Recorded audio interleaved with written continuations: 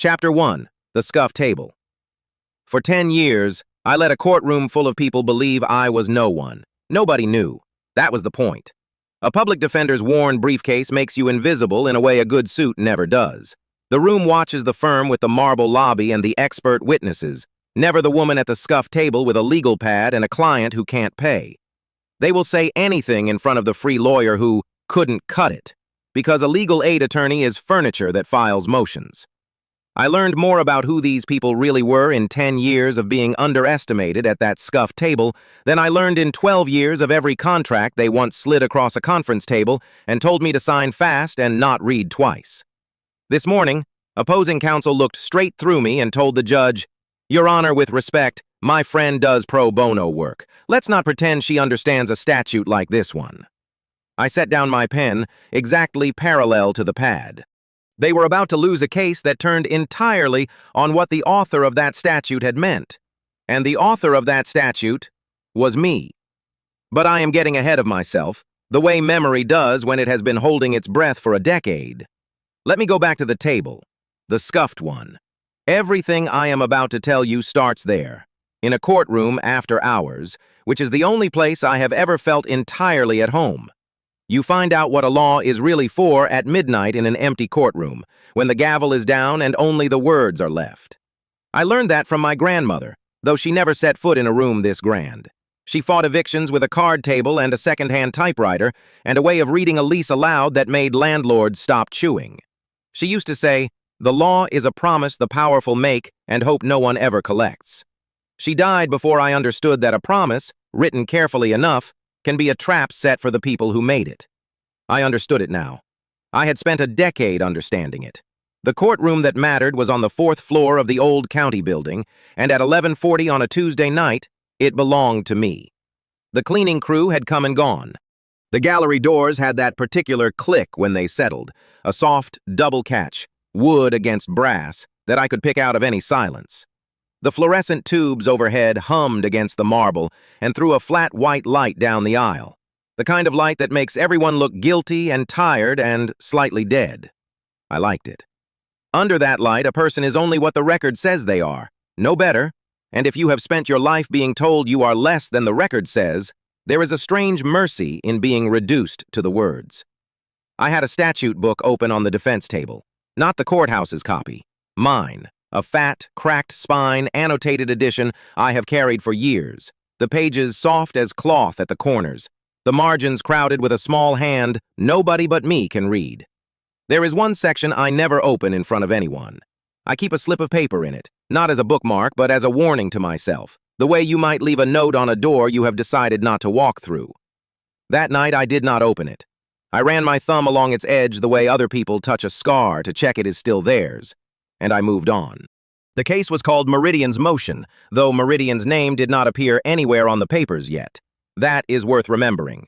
The motion in front of me was styled as a routine matter, an expedited eviction proceeding against the Tenants Association of a single residential building, one block, one address, 100 and change apartments, brought by a management company nobody had heard of, represented by a firm everybody had. Denton, Vance, and the rest of the letterhead. The kind of firm that does not chase eviction work. The kind of firm that does not get out of bed for a management company nobody has heard of. That was the first thing that was wrong, and I noticed it the way you notice a single note played flat in a room otherwise in tune. Everything else that night was in tune. That was the problem. The papers moved to have the building emptied on an emergency basis, and the emergency they claimed was mine, meaning it was the tenants, meaning it was the laws, meaning it was the Reed Acts. They cited it in the caption. They cited it in the first paragraph. They cited it, I want you to understand, the way a thief cites the alarm code. Correctly, confidently, and for exactly the wrong purpose. They read one clause of that law, the headline clause, the one that makes the news, the one Charles Denton has been photographed in front of for 12 years, and they read it to mean the opposite of what it was written to do. They read it to mean a landlord could clear a building for structural and code remediation without offering the tenants the one thing the statute was built from the ground up to guarantee them, somewhere to go, and the right to come back. I knew the statute could not mean that. I knew it the way you know your own handwriting. I did not let myself think the next sentence. Not there, not at that table, not even in the empty room. I had a rule about that. I had a lot of rules. 11:52 p.m. Elena found me there, which is to say, Elena always found me there. Elena Sanchez had been a paralegal and clerk in that building longer than most of the judges had worn robes, and she moved through it at night with the ease of someone who has personally watched the marble get old. She had a security card that opened doors it should not have, and an instinct for when I was somewhere I should not be, doing something no one was paying me to do. "You're going to get locked in one of these nights," she said, setting a paper cup of the aide office's coffee at my elbow. It was cold. It is always cold. The Greywater desk had a machine that produced coffee the temperature of regret and never anything warmer, and I had drunk enough of it over the years that warm coffee now tasted wrong to me, like a courtesy I hadn't earned. "They can't lock you in," I said. "There's a fire code." "There's a lot of codes." She looked at the papers, then at me, then at the papers, and something in her face went still. "Elena reads a document the way a nurse reads a chart, fast, and only for the thing that will kill you. This is the Vernon Street building," she said, "the one with the association, Sofia Rodriguez's building." "You know it?" "I know Sofia. She fixed my sister's blood pressure and never sent a bill she was allowed to send." She set the thermos down. "Anya, this says 48 hours. It says 36, actually. The judge wants argument Thursday morning and a ruling by close of business. Emergency posture." I heard my own voice go flat and precise, the way it does when I am most afraid, and I let it. "If the court accepts their reading of the act, the building empties. Not eventually. On the order. They've asked for an accelerated writ. If they get it, the sheriff's post notices within the week, and the association has no standing left to fight it." 112 units, Elena said quietly. She had the number. Of course she had the number. "Some of those are families been there 30 years. 400 and some people," I said, "if you count the ones who aren't on a lease because they're 11 years old." She was quiet. Under the dead white light, she looked her age, which is a thing I never think about Elena in daylight, and I felt the old anger move in me like weather. Not at her, at the room, at the marble and the letterhead, and the confident, correct citation to a law I rule. I picked up my pen. I want to explain the pen because it is the only theater I allow myself. When they humiliate me, and they do, it is a Tuesday, they do it the way you'd flick a light switch, without malice or even attention. Well, I set my pen down parallel to the pad, and I make a mark. Not on the pad, in a place they can't see. I keep a ledger. Everyone I meet in that building goes into it eventually, and the entries are short, because I only track one thing, and it is the one thing that tells you who a person actually is. How they treat someone they have decided is no one. Pass or fail. That is the whole ledger. It has no other columns. I have graded senators and janitors by the same standard, and I promise you the janitors do better. My grandmother graded people too, though she never called it that. She called it seeing them clear. She could tell inside a minute whether a man across a card table thought she was a person or an obstacle, and she was never wrong, and it never made her cruel. It made her patient. That is the part people miss about a ledger like mine. It is not a list of enemies. It is a record kept by someone who has decided, against considerable evidence, to keep believing that how you treat the powerless is a choice, and that a grade, someday, can be read aloud. I had 10 years of grades. That night, I did not yet know how many of them I was about to collect on. Sofia Rodriguez, when I finally met her, was a pass before she said a word. I want to put her in front of you the way she was in front of me, 2 days later, and also, in the way of this story, already, because the whole fight was her, and I need you to feel why. She came to the Greywater desk on her lunch, except it was 2 in the morning because she worked nights, and a nurse's lunch at 2 a.m. is just a hole in the shift where the exhaustion catches up. She still had her badge clipped to her scrubs. She set a folder on my desk, the associations folder, minutes and letters and a rent roll kept in 3 different handwritings across 3 decades, and she did not cry, and she did not plead, which is how I knew she had already done both somewhere private and was finished with it. She asked me one question. "Is it real?" she said. "The paper says we have to be out for repairs and we can come back. Miss Wright, is that real? Or is that the kind of real where they change the locks and you never see the inside again?" I have been asked a great many questions in my life by people who could pay for the answer. This one I would have worked a year for free to answer, and nearly had. I told her the truth, which is a thing I can afford to do because I am already poor. It's the second kind, I said, unless we stop it. She nodded once, like a woman who had been told a diagnosis she already suspected, and asked what she needed to do. Not what I would do, what she could do. That is the whole grade in a single reflex. A woman about to lose her home, asking how she can help save everyone else's. Pass. I wrote it in the place they can't see, and I meant it like a vow. The block itself I knew already, the way you know a place you have quietly watched for a long time without ever telling it you were watching. Vernon Street. 6 stories of pre-war brick with a courtyard in the middle where somebody, decades ago, had planted a tree that had no business surviving the shade and had survived it anyway. Laundry lines. A tenants association that met in the basement and kept minutes and argued about the boiler, which is to say, 112 households doing the unglamorous, unpaid work of being a community. The work that makes a building a place and not just an address. That was the soul of the thing, not the units, not the square footage the motion described in the cold arithmetic of developable area. The tree that shouldn't have lived, the 3 handwritings on the rent roll, 400 people who had decided, without a contract requiring it, to belong to one another. They were going to take it apart with a citation to my law. I could not say that yet, even to Elena, even to the empty room. But I could feel it, and feeling it was almost worse than knowing, because feeling had no relief in it. No clean edge of fact to hold. Here is how I learned what they actually wanted. Not from the papers. The papers were the costume. I learned it the way I learn everything of value, by being furniture. The firm's people had come to file. That in itself was a courtesy their kind rarely performs in person. Associates run papers to the clerk's window. Partners do not. But Denton, Vance, and company had sent a whole delegation, because the delegation was the point.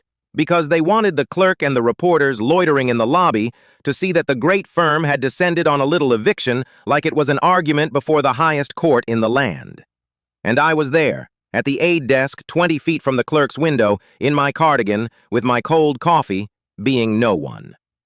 Marcus Vance did not lower his voice, because to lower your voice you must first believe there is someone present worth lowering it for. He is the firm's rainmaker, the one the cameras like, silver at the temples, and warm as a fireplace when a judge is watching. When no judge is watching, he is a different temperature entirely. Valerie Price walked half a step behind him with a phone and a spine like a filing cabinet, and she called me, when she called me anything, the aid situation. Is the aid situation going to be a problem? That was Vance, glancing at me the way you glance at a coat rack to confirm it is a coat rack. Price followed his eyes to me, considered me, and made her own assessment, which she delivered without dropping her voice either. The charity lawyer? No. She does pro bono. She'll file her little response and cite the wrong subsection, and we'll be flipping the block by fall. She said flipping the block the way you'd say a lunch reservation. And then, because she was young and wanted Vance to know she was thorough, Meridian wants the whole street cleared before the market turns. Mr. Miller was clear. Empty it, remediate it on paper, flip it, and, his words, restructure the aid docket so nobody like her gets between us and the timeline again.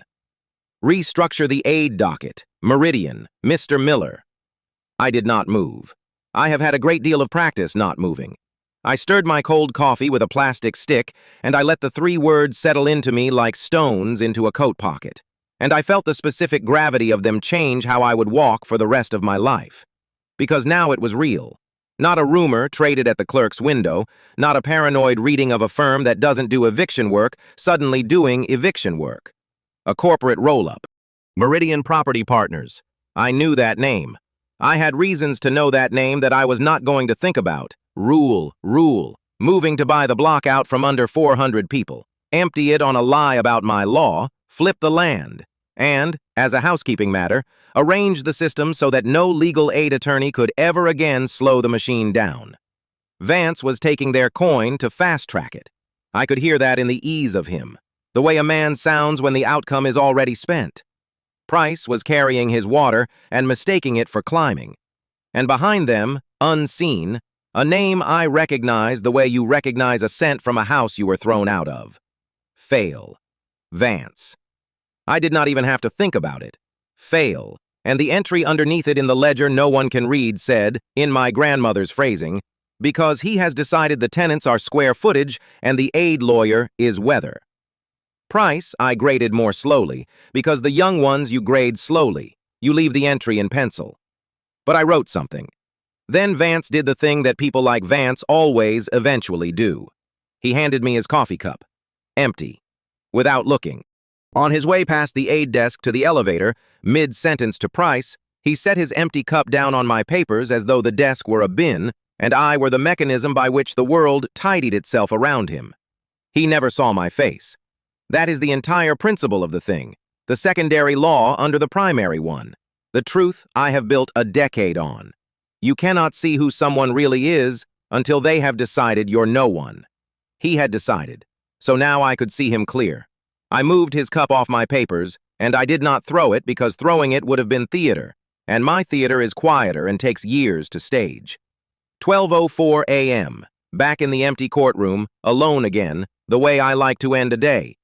I sat at the scuffed table with the motion open, and Meridian's name that wasn't yet on the papers hanging in the air, and 36 hours narrowing to 35, and I let myself think one sentence of the thing I do not think. 12 years ago, I wrote something meant to protect people exactly like these. And it cost me everything. That is all I will say for now, because it is all I could stand for me to say. There was a room once, and a long table, and men who slid a document across it and told me to sign fast and not read twice. There was a law I built with my own hands, clause by clause, late at night, with a pen scratching on a legal pad in exactly the way this pen was scratching now. And there was a safeguard I hid in it. Deep, quiet, structural, the kind of provision a person only writes if she has already imagined the exact villain who would someday need stopping.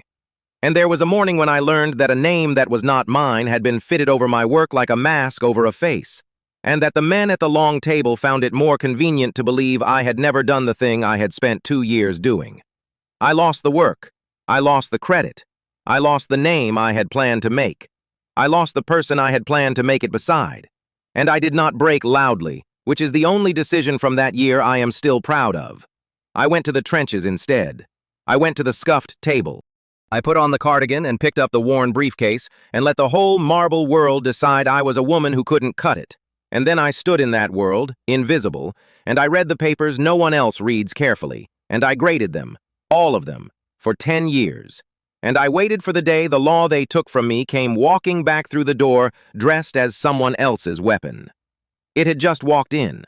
It had Meridian's money in its pocket, and Charles Denton's name on its birth certificate, and 112 households in its sights.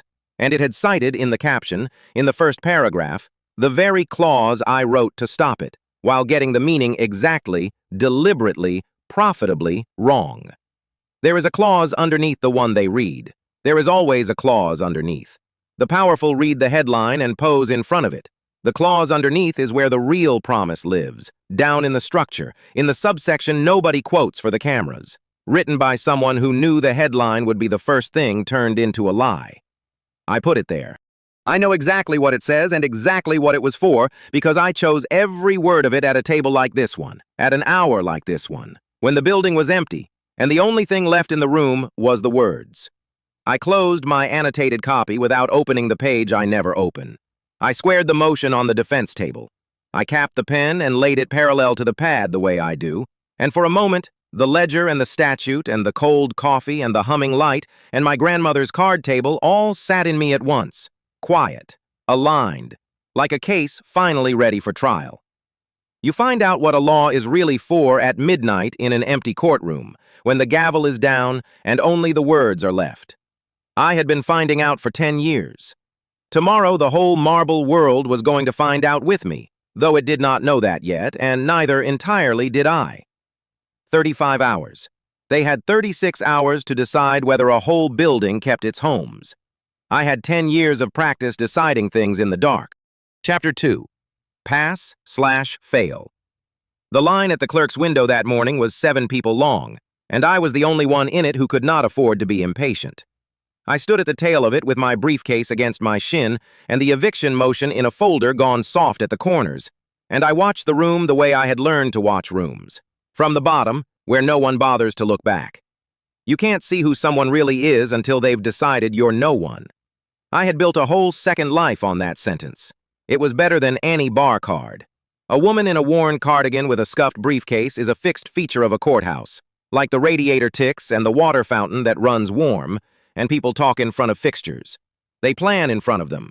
They do the arithmetic of other people's homes out loud, because who is the radiator going to tell? So I stood in the line and I graded. It is not a cruelty, the grading. It is closer to a mercy I don't extend to myself. 10 years ago, I stopped believing the world would keep an honest record of who was decent to the powerless and who wasn't. So I kept one. Pass. Fail. 2 words, no appeals, and the only courtroom that never adjourned. That morning, the docket of the living was long, and it moved fast, and it started before I reached the glass. Chloe Adebayo was the first mark on the page, and she never knew I made it. She came through the gallery doors at a half-run, the way the young ones move when they still believe the clock is a thing you can beat rather than a thing that beats you.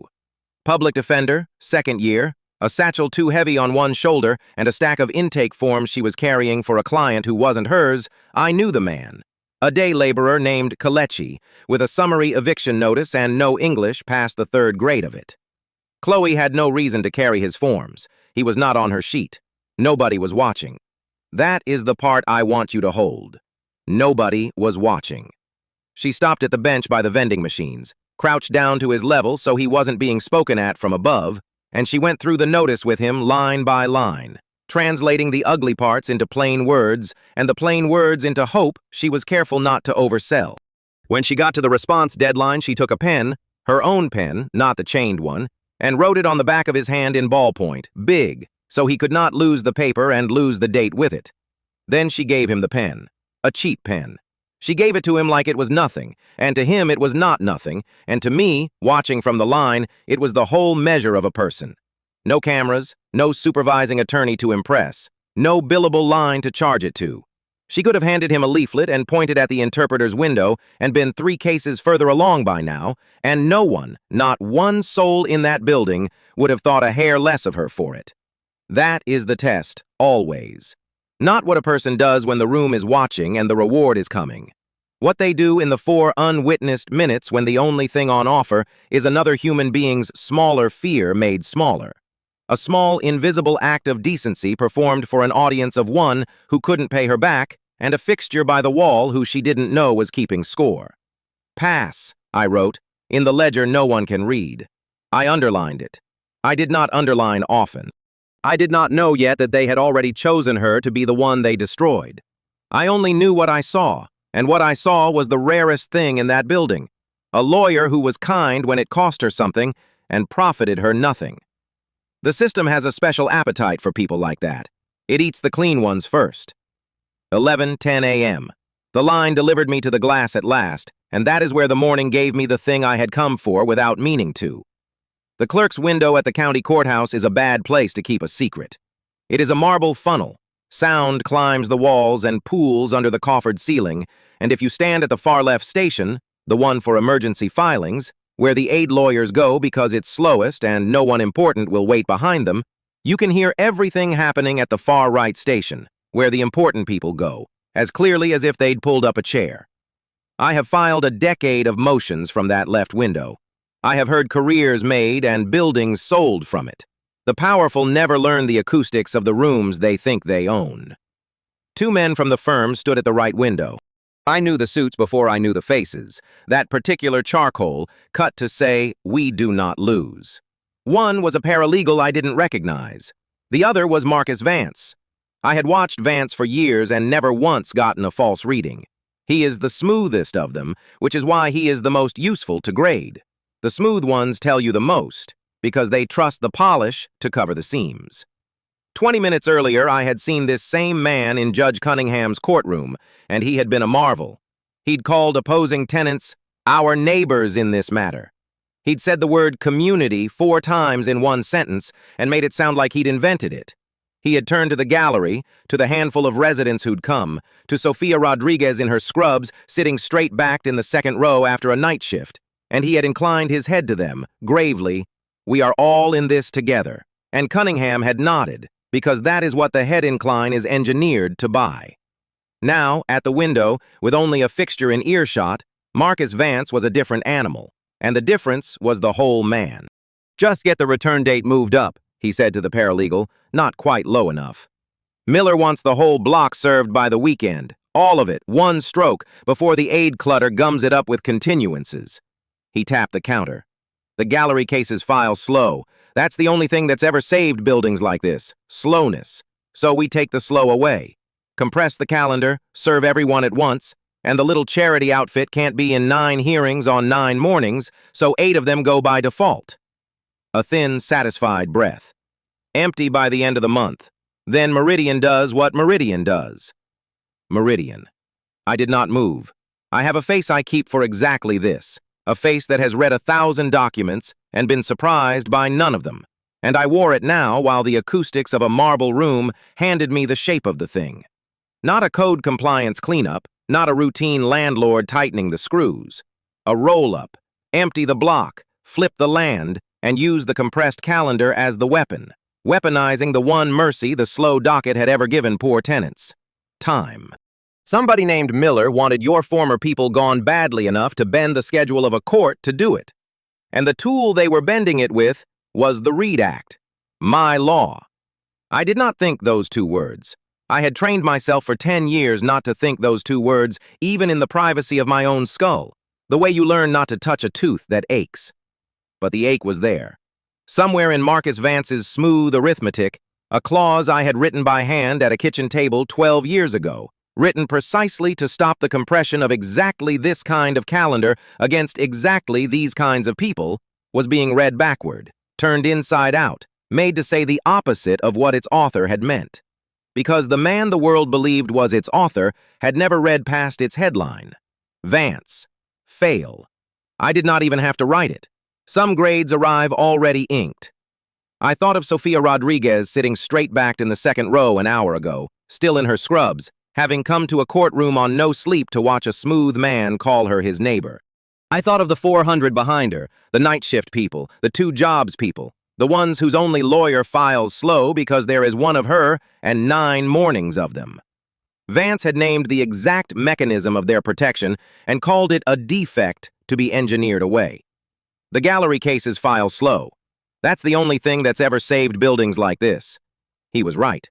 And he had found the way to take the one thing they had, and he had said it out loud, into a marble room, an arm's length from the only person alive who could tell him what the clause underneath would do to a plan like his. "Move," said a voice behind me, not to me, but I was in the way of it, and I stepped aside, and I let them pass, and I pocketed every word.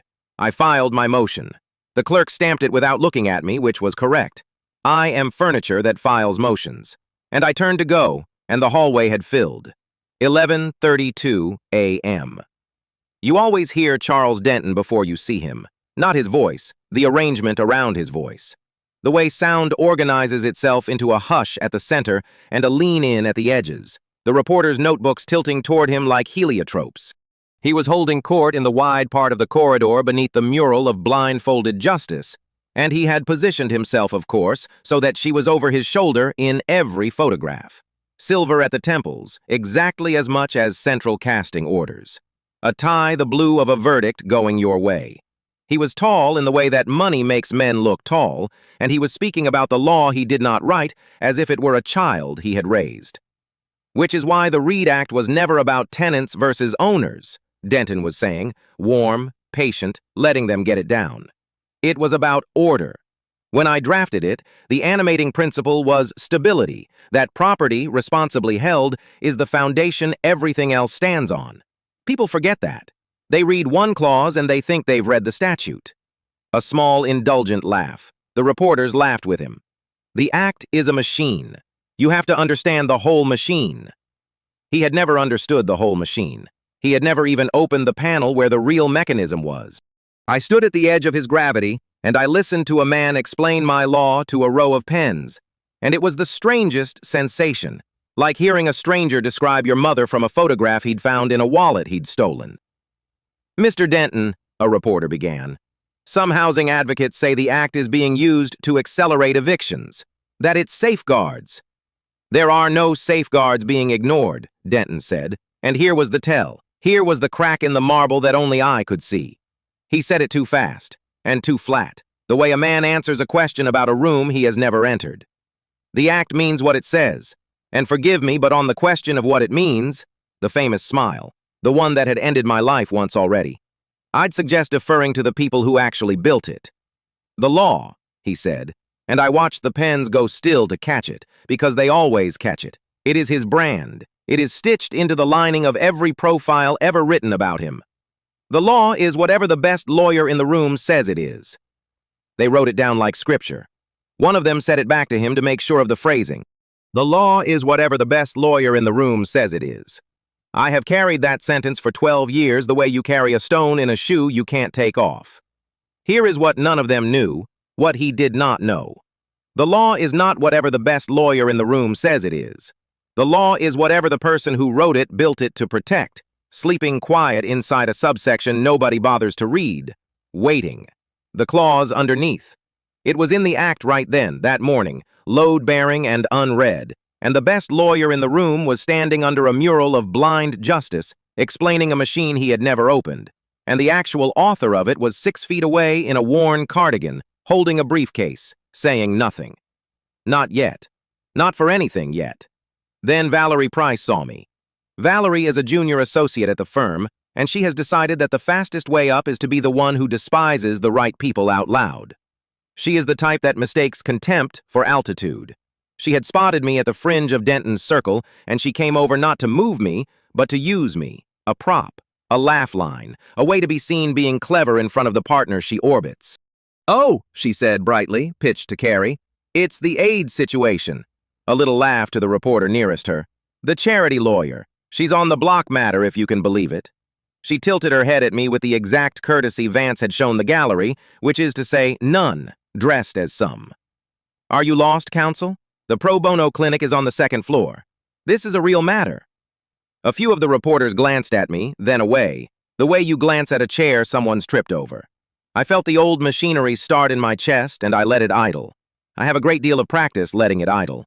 And then Denton turned. He had heard charity lawyer, and it had reached the part of him that never rests, the part that keeps a room's hierarchy in perfect order at all times. And he looked at me, through me, and he found me not even worth the full sentence. "Ah," he said, mild, to the reporters, as if noting weather. "Let's not pretend the charity lawyer understands this statute." A gesture at me, open-palmed, generous, presenting my smallness to the room as a courtesy to them. She does good work, I'm sure. Somewhere. The dismissal folded neatly around the compliment like paper around a fish. Now, the safeguard question. And the corridor did the thing corridors do. It moved on. The pens swung back to Denton. Valerie held her chin at the angle of a woman who has been photographed knowing it. I stood in the wash of it, absorbing, which is a skill, which is the only skill that ever mattered. To take it flat, to let it land, to give them nothing to feed on, no flush, no stammer, no small wounded straightening of the spine that tells the predator the bite went in. I set my face to fixture, and I let Charles Denton tell a room I could not understand the very law I had written every word of, including the word he had just, twice, been unable to say. Fail. Both of them. I did not underline. You save the underline for the passes. The failures are the default state of the room, and you only note the ones who surprise you into a lower place than you'd already filed them. Valerie had not surprised me. Neither had he. I filed them where they'd always been, and I kept, in the same motion, the one thing that morning had given me that was worth more than my dignity, which I had learned long ago to spend like small coins. Meridian. Miller. Compress the calendar. Empty by the end of the month. Humiliation is only expensive if you have nothing to buy with it. I had just bought a conspiracy. I stepped back out of the corridor's gravity, and that is when someone said the word that no one in that building had said to me in a very long time. "Counselor." Arthur Jones was standing at the mouth of the records corridor with a rolling cart of returned files and a pair of reading glasses pushed up into gray hair that had been gray a while. He is a court clerk of the old kind, the kind they don't make and don't replace. 30 years in the building, and before that, though I only knew it in pieces then, a legislative aide up at the State House in a decade everyone else had agreed to forget. He had watched the whole thing from the records corridor. Price, Denton, the pens, the fixture by the wall taking it. He said the word again, quieter, so it was only for me. And he said it the way you would say it to someone who had argued before the High Court, which is to say with respect, which is to say correctly. Counselor, your certified copy came back from the second-floor annex. I flagged the subsection you asked after. He did not look at Denton's circle. He looked at me, level. You were right about the cross-reference. It reads the way you said it would, not the way they're arguing it.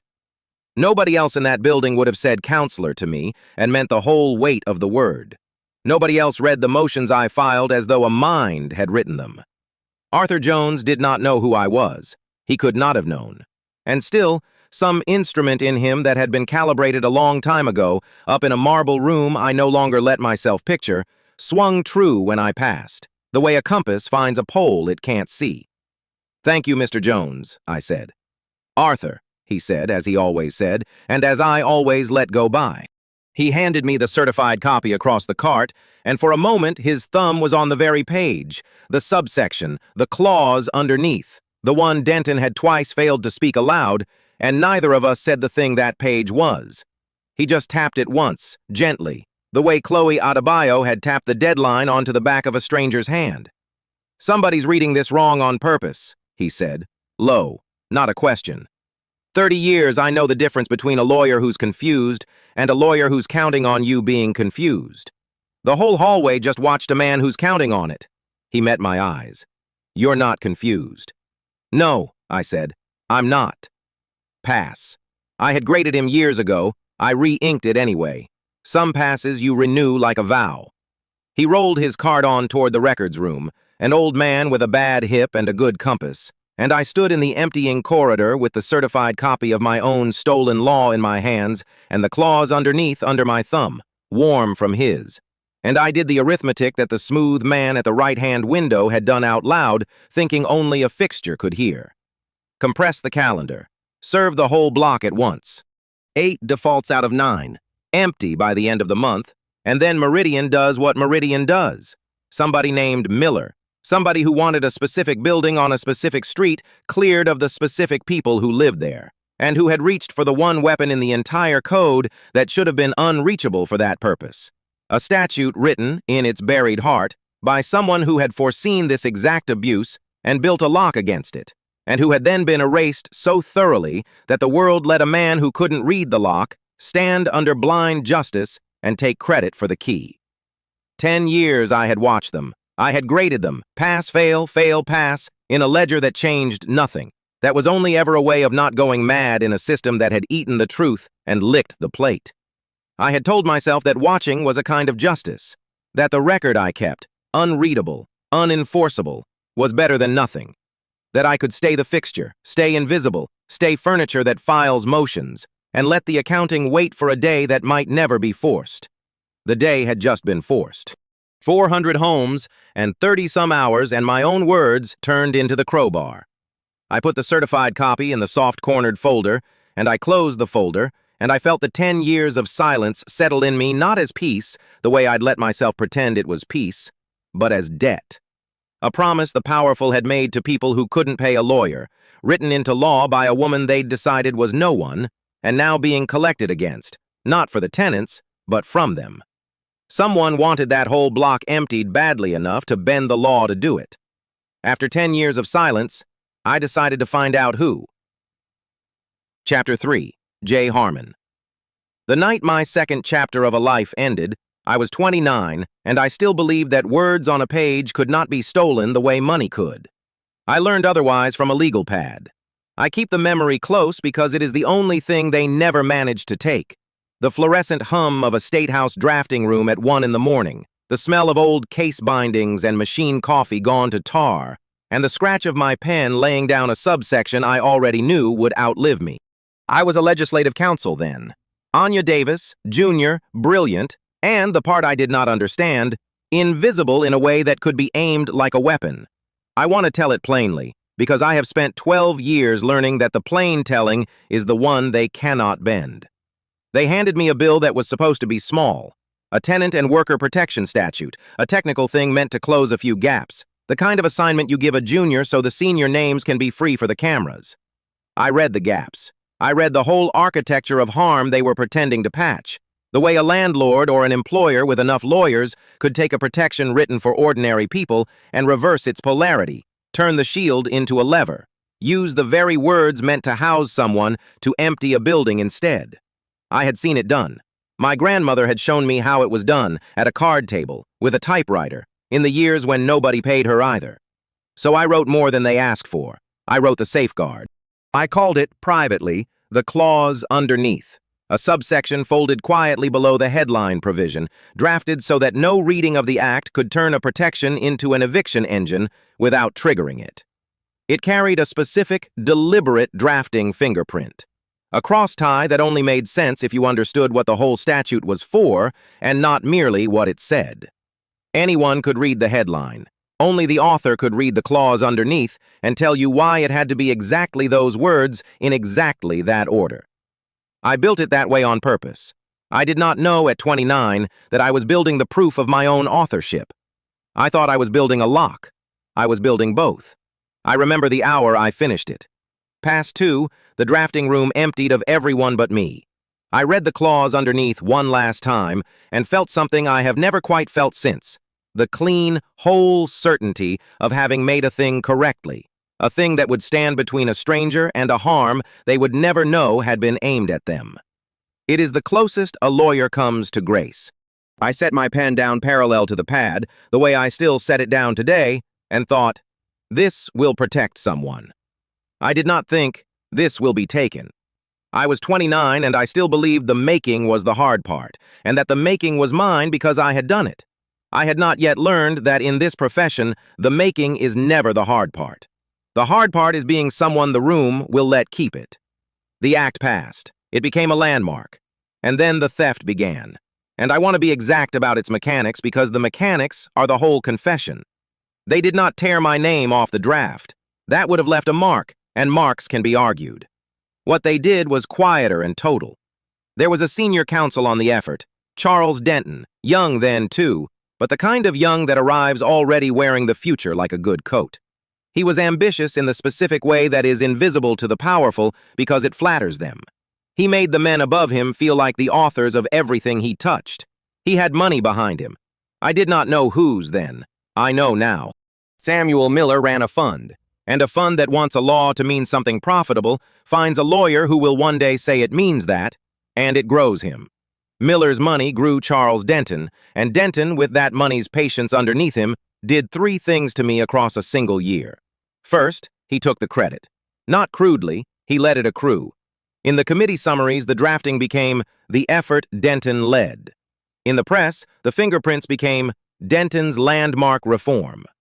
He never lied outright. He let other people's assumptions do the lying, and he simply declined every single time to correct them. That is the most legal theft there is. It requires no forged signature. It requires only that the true author be someone the room has already decided is no one. Second, he grew the myth. This is the part I could not have invented and could not, at the time, fight. The act had been filed under a name, I will come to why, and the name was J. Reed. And the world, faced with a landmark statute and a name with no face, did what the world does. It built the face it wanted. It decided J. Reed was a distinguished elderly jurist, a reformer of the old school, silver-haired, male, retired to some fingified country quiet. The myth was better than a man because a myth cannot be cross-examined and cannot be found and cannot walk into a room and say you are lying. Denton did not build the myth of J. Reed. He simply stood beside it, in the photographs, as its natural interpreter, the living counsel who had worked most closely with the author. When you cannot be the sun, be the moon, and let everyone forget the sun was ever a person.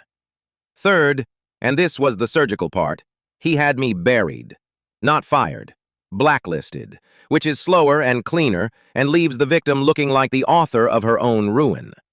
The word went out, in the way words go out among people who lunch together, that Junior Wright was difficult. Talented, yes, but difficult.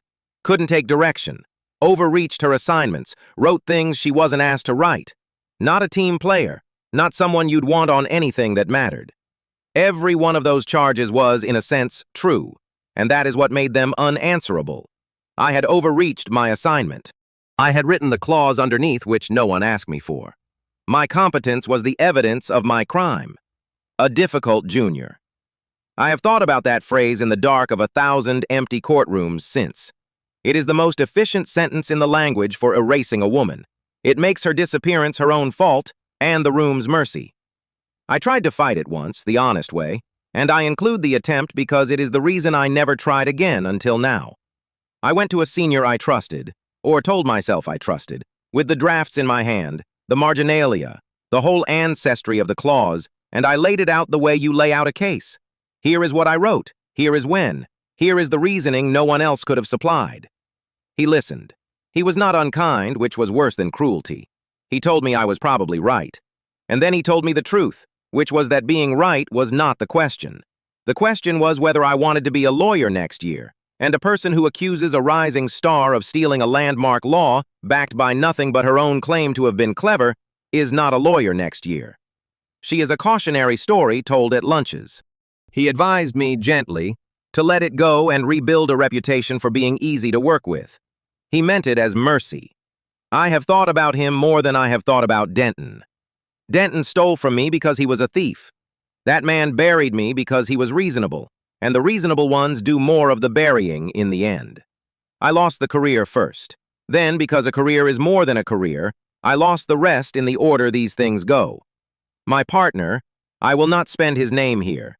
He does not deserve the rent, stayed exactly as long as the future looked bright, and left at the precise moment I became a liability with a reputation. He said I had gotten bitter. He was right. He had helped.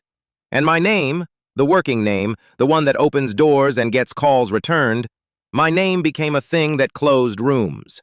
Anya Davis, the difficult one.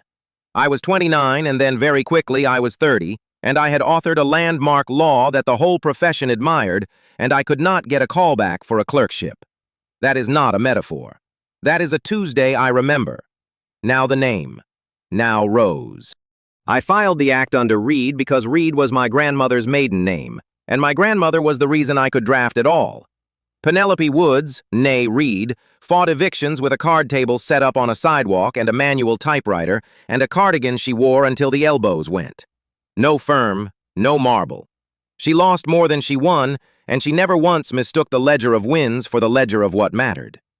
When I was small, she let me sit under that card table while she typed, and I learned the law from the underside of it, which is the only honest angle. She used to say a thing I did not understand until it was carved into me. The law is a promise the powerful make and hope no one ever collects. She said the powerful write the promise beautifully and read it narrowly and count on the fact that the people it was made to protect will never have a lawyer patient enough or invisible enough to hold them to the wording. She was that lawyer for a card table's worth of people for 40 years. She never won the big thing. She won Tuesdays. She kept a widow in her rooms one more winter, a laborer his last check, a family the address that was the only fixed point in their lives, then folded the card table and did it again the next morning, uncredited, unbowed. Once I asked her, as a child asks, why she did not do something bigger, and she said that bigger was a word the powerful invented to talk small people out of the only work that mattered. Keeping one promise, she said, is the whole law. All the rest is architecture. I wanted the act to carry her name into the record where it had never been allowed to go. So I filed it Reed J for nothing, for a flourish, for a granddaughter's private joke that this was a Reed law, and no one would ever know. They knew even less than I planned. They took the flourish and grew a silver-haired man out of it. They built a myth on my grandmother's stolen name and gave it a gender and a retirement and a dignity that Penelope Reed, who was real, was never once granted in her life. That is the cruelty I could not forgive and did not, for 12 years, know how to answer. They did not just take my authorship. They took hers a second time and made a monument to a man who never existed on the grave of a woman who did. I could have screamed it. People ask me, the very few who came to know any of it, Why I did not simply stand up then, at 30, and shout the truth into the record. I have a plain answer, and it is the ugliest true thing I know about the law I love. I had no proof they could not out-lawyer. Authorship is a fact, but a fact without a forum is only a grievance, and a grievance from a difficult junior against a rising star with a fund behind him is not a case. It is a career-ending tantrum, and everyone in the room will grade it as such. I had the draft. They had the myth, the money, the men, and the momentum of a room that had already decided who I was. My grandmother's whole life had taught me the one lesson. You do not collect on the promise the powerful make until you can actually collect.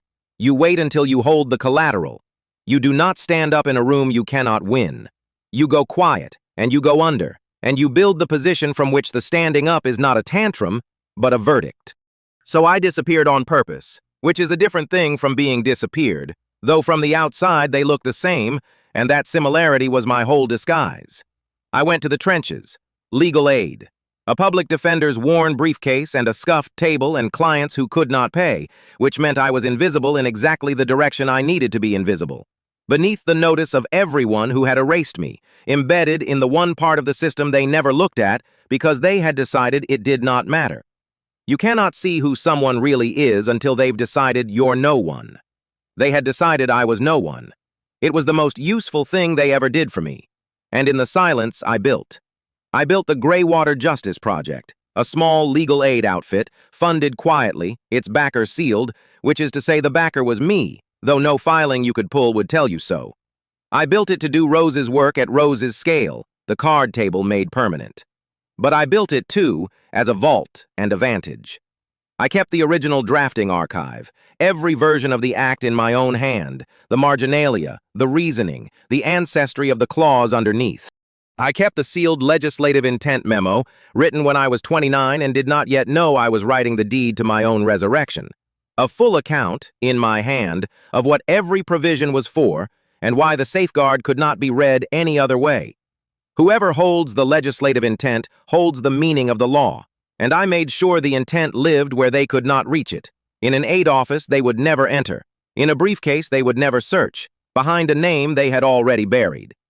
I did not build only to protect myself. I built to protect the meaning. Because a law is not the words on the day it passes, those are just ink. You find out what a law is really for at midnight in an empty courtroom, when the gavel is down and only the words are left, and someone has to be there, awake, holding what they were meant to say against everyone who profits from bending them. For 12 years I was that someone, in the dark, unpaid, unnamed. Penance and vigil in the same motion. Penance, because I had built a lock and let them keep the key. Vigil, because I would not let the clause underneath be read wrong while I still breathed and drafted. And I graded. Understand that this is not a metaphor either.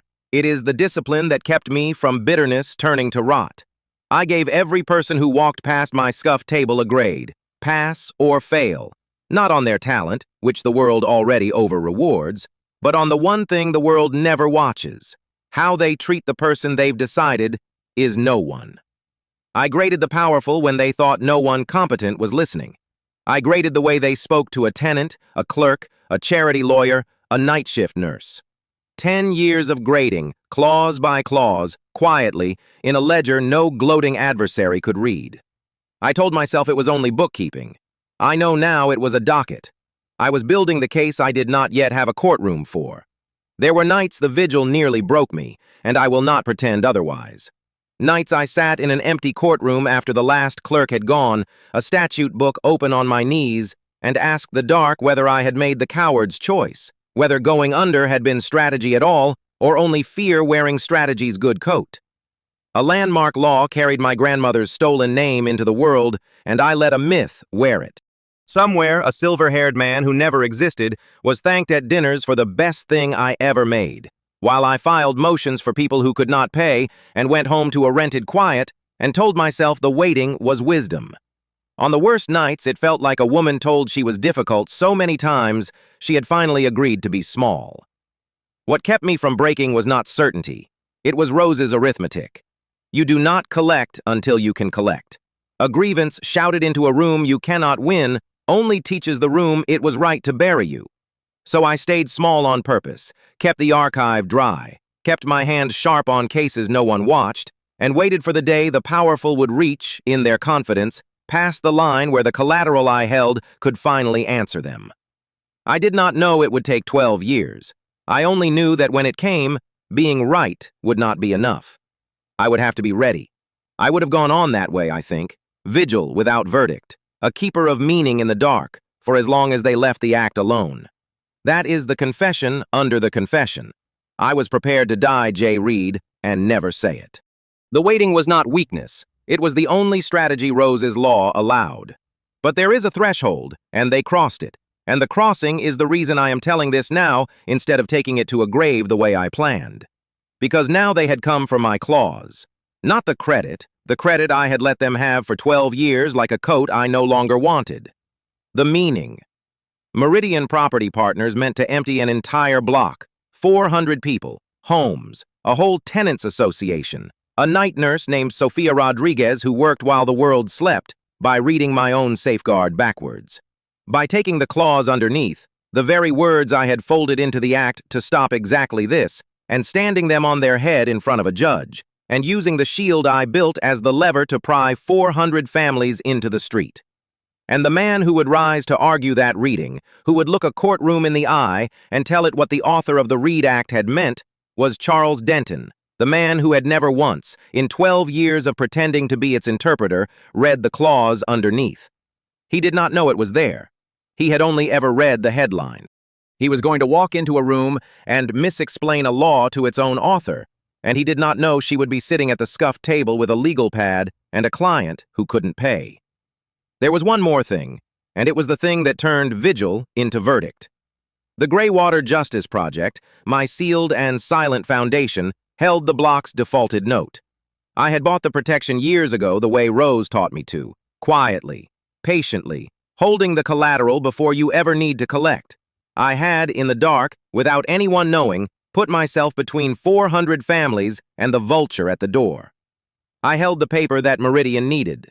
They just did not know whose hand it was in. And then there was the girl.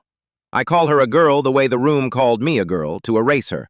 And I am ashamed of the reflex even as I confess it, because Chloe Adebayo is not a girl. She is a lawyer, a young public defender, gifted the way I was gifted, kind in the specific way that costs you everything in this profession, who would not cut a corner if you paid her to, and who defended the tenants because it was right, and for no other reason a room like this one could understand. I watched her at the table, and I watched 12 years fall away. Same gift, same clean refusal, and God help her, the same danger, because a room that has decided a woman is disposable will always, when she becomes inconvenient, reach for the same tool they reached for with me. Difficult, overreaching, a scandal if they have to build one. They were already deciding Chloe Adebayo was a problem to be removed before the ruling, the way they had decided I was a junior to be buried before the vote. She was young Anya, reborn at the same table, walking the same open trap, and this time I was the one in the room who knew the whole mechanism because I had been ground through it once already. I could let them erase her the way I had let them erase me, and stay safe, and stay hidden, and keep my vigil in the dark. Or I could finally collect. 12 years I had waited to hold the collateral. Now I held it, the note, the archive, the intent memo in my own hand, the clause they had never read, and 10 years of grades on every face in that room. The position I had gone under to build was, at last, a position from which standing up would not be a tantrum. It would be a verdict. Charles Denton put his name on the law that ended my life. Tomorrow he planned to use it to end 400 more. He was not getting away with it without me. Chapter 4. The Landlord. The records room in the basement of the courthouse smelled of old case bindings and the particular chalk dust of paper that has waited too long to be read. I got there at 6:40 in the evening, after the day clerks had gone home and before the night janitor made his slow circuit, and I signed the log the way I always did. A. Davis, Greywater Justice Project. In handwriting so plain, nobody ever looked at it twice. That was the whole trick. A legal aid attorney requesting the public land use file is not an event. She is a woman in a worn cardigan asking to see records that belong to the public. And the fastest way to be forgotten is to ask for exactly what you are entitled to and nothing more. They watch the firms. They watch the marble. Nobody watches furniture that files motions. I had 30 hours until the emergency ruling on the block, and I intended to spend the first of them the way Rose taught me. Not shouting, not begging, but reading. My grandmother fought evictions with a card table and a typewriter, and she used to say that the powerful always leave their real intentions in writing somewhere because they cannot resist the pleasure of putting the plan on paper where it looks like money. You find out what a law is really for at midnight in an empty courtroom, when the gavel is down and only the words are left. You find out what people are really for in the basement, with the boxes. I pulled the code compliance file first because that was the story they were selling. It was a good story, almost a beautiful one. The entity of record on the eviction motion was a shell called Cornice Holdings LLC, and it had petitioned the court to clear the block on Delaney Row for systemic code violations posing an imminent habitability risk. The petition leaned hard on a reading of the Read Act, my Read Act. It cited the subsection that lets a court expedite relocation when a building is genuinely unsafe, and it cited it the way a man reads a menu when he has already decided what he wants, only the part that feeds him. I read the inspection reports, loose handrails, a boiler out of certification, a cracked stair tread on the north entrance. Real things, small things, the ordinary wounds of a building where 400 people have lived and paid rent for 30 years while the roof was patched instead of replaced. Nothing in that file said imminent. Nothing in it said unsafe in the way a court is meant to mean unsafe. What it said, if you read it the way I read everything, for the clause underneath, for the part the author of a thing puts in so no one can twist the headline, was that somebody had gone looking for reasons and had come back with a handful of small ones and dressed them in an emergency's coat. Pass and fail are not moral grades to me. They are diagnostic. And the diagnosis on the code compliance file was cover story. Competent, plausible, and false, the way a good forgery is false, correct in every detail, and wrong in its entire purpose. So I went looking for the purpose. 7:55 p.m. The clerk's office after hours is the best lit, lonely place in the city. The public terminal in the corner logs you in as guest and does not care who you are. And the public terminal is where I have done more real lawyering in 10 years than most partners do in a career, because the powerful file their sins in public and trust that no one poor enough to be watching will bother to look. Land records, corporate filings, UCC statements, the lien index, all of it public, all of it free, all of it ignored, which is a kind of privacy money buys without paying for it. Cornice Holdings LLC had no employees, no history, and a registered agent at a mail drop. A shell is a coat you wear so the cold cannot see your face. So I did what you do with a coat. I looked at who was warm inside it. Cornice's sole member was a fund. The fund's managing entity, listed in a financing statement filed to secure a bridge loan against the Delaney Row parcel, filed 6 weeks ago, weeks before any inspector ever climbed those north stairs, was Meridian Property Partners. I sat with that name for a moment in the fluorescent hum. Meridian. A private equity landlord, the kind that does not buy buildings so much as harvest them. Acquire the note, manufacture the distress, empty the units, flip the dirt. The financing statement told the whole story to anyone willing to read a document no reporter reads. They had lined up the buyout of the cleared land before the emergency existed. The emergency was the product. The code violations were the marketing. They were not saving the building from danger. They were the danger, and they had written my law across the top of it like a blessing. I printed the financing statement on the public printer, 30 cents, and I paid the 30 cents, because Rose also taught me that you keep every receipt when you are the one who is right. Then I looked at the signature block, and the room went quiet in the way a room goes quiet only inside your own chest. Managing partner, Meridian Property Partners, David Miller. Miller. I did not move. The flinch is the tell, and I had learned to give nothing away at the scuffed table where they say anything in front of the free lawyer who couldn't cut it. But I will tell you what happened inside because you should know what it cost. 12 years ago, a man named Samuel Miller ran the fund that bankrolled the theft of my name. He did not steal the Read Act himself. Men like Samuel Miller do not lift things. He paid Charles Denton to put his own name on my work. He paid for the myth of a distinguished retired author called J. Reed. and he paid quietly to have a difficult junior counsel blacklisted out of the profession before she could correct the record. He bought the maker so he could own the meaning. Do not fight the law. Buy its author. Then the law says whatever you paid to have it say. Samuel Miller was dead now. I had seen the notice years ago, 3 lines in the business section, and I had felt nothing I was proud of. And here was his heir, his son, running the same play at a scale his father never dared. Not one law, not one drafter, but 400 homes and the whole meaning of a statute, emptied on a deliberate misreading and flipped for a number with a comma in it. The playbook does not die with the man. It gets inherited, like the coat, like the fund, like the contempt. I printed a second copy, not for the court, for me. 9:20 p.m. The shredder bins in the firm's leased suite on the 4th floor were not, technically, in my building. But the firm shared the courthouse annex, and the annex shared a service corridor, and the recycling for the whole floor went to the same locked cart by the freight elevator.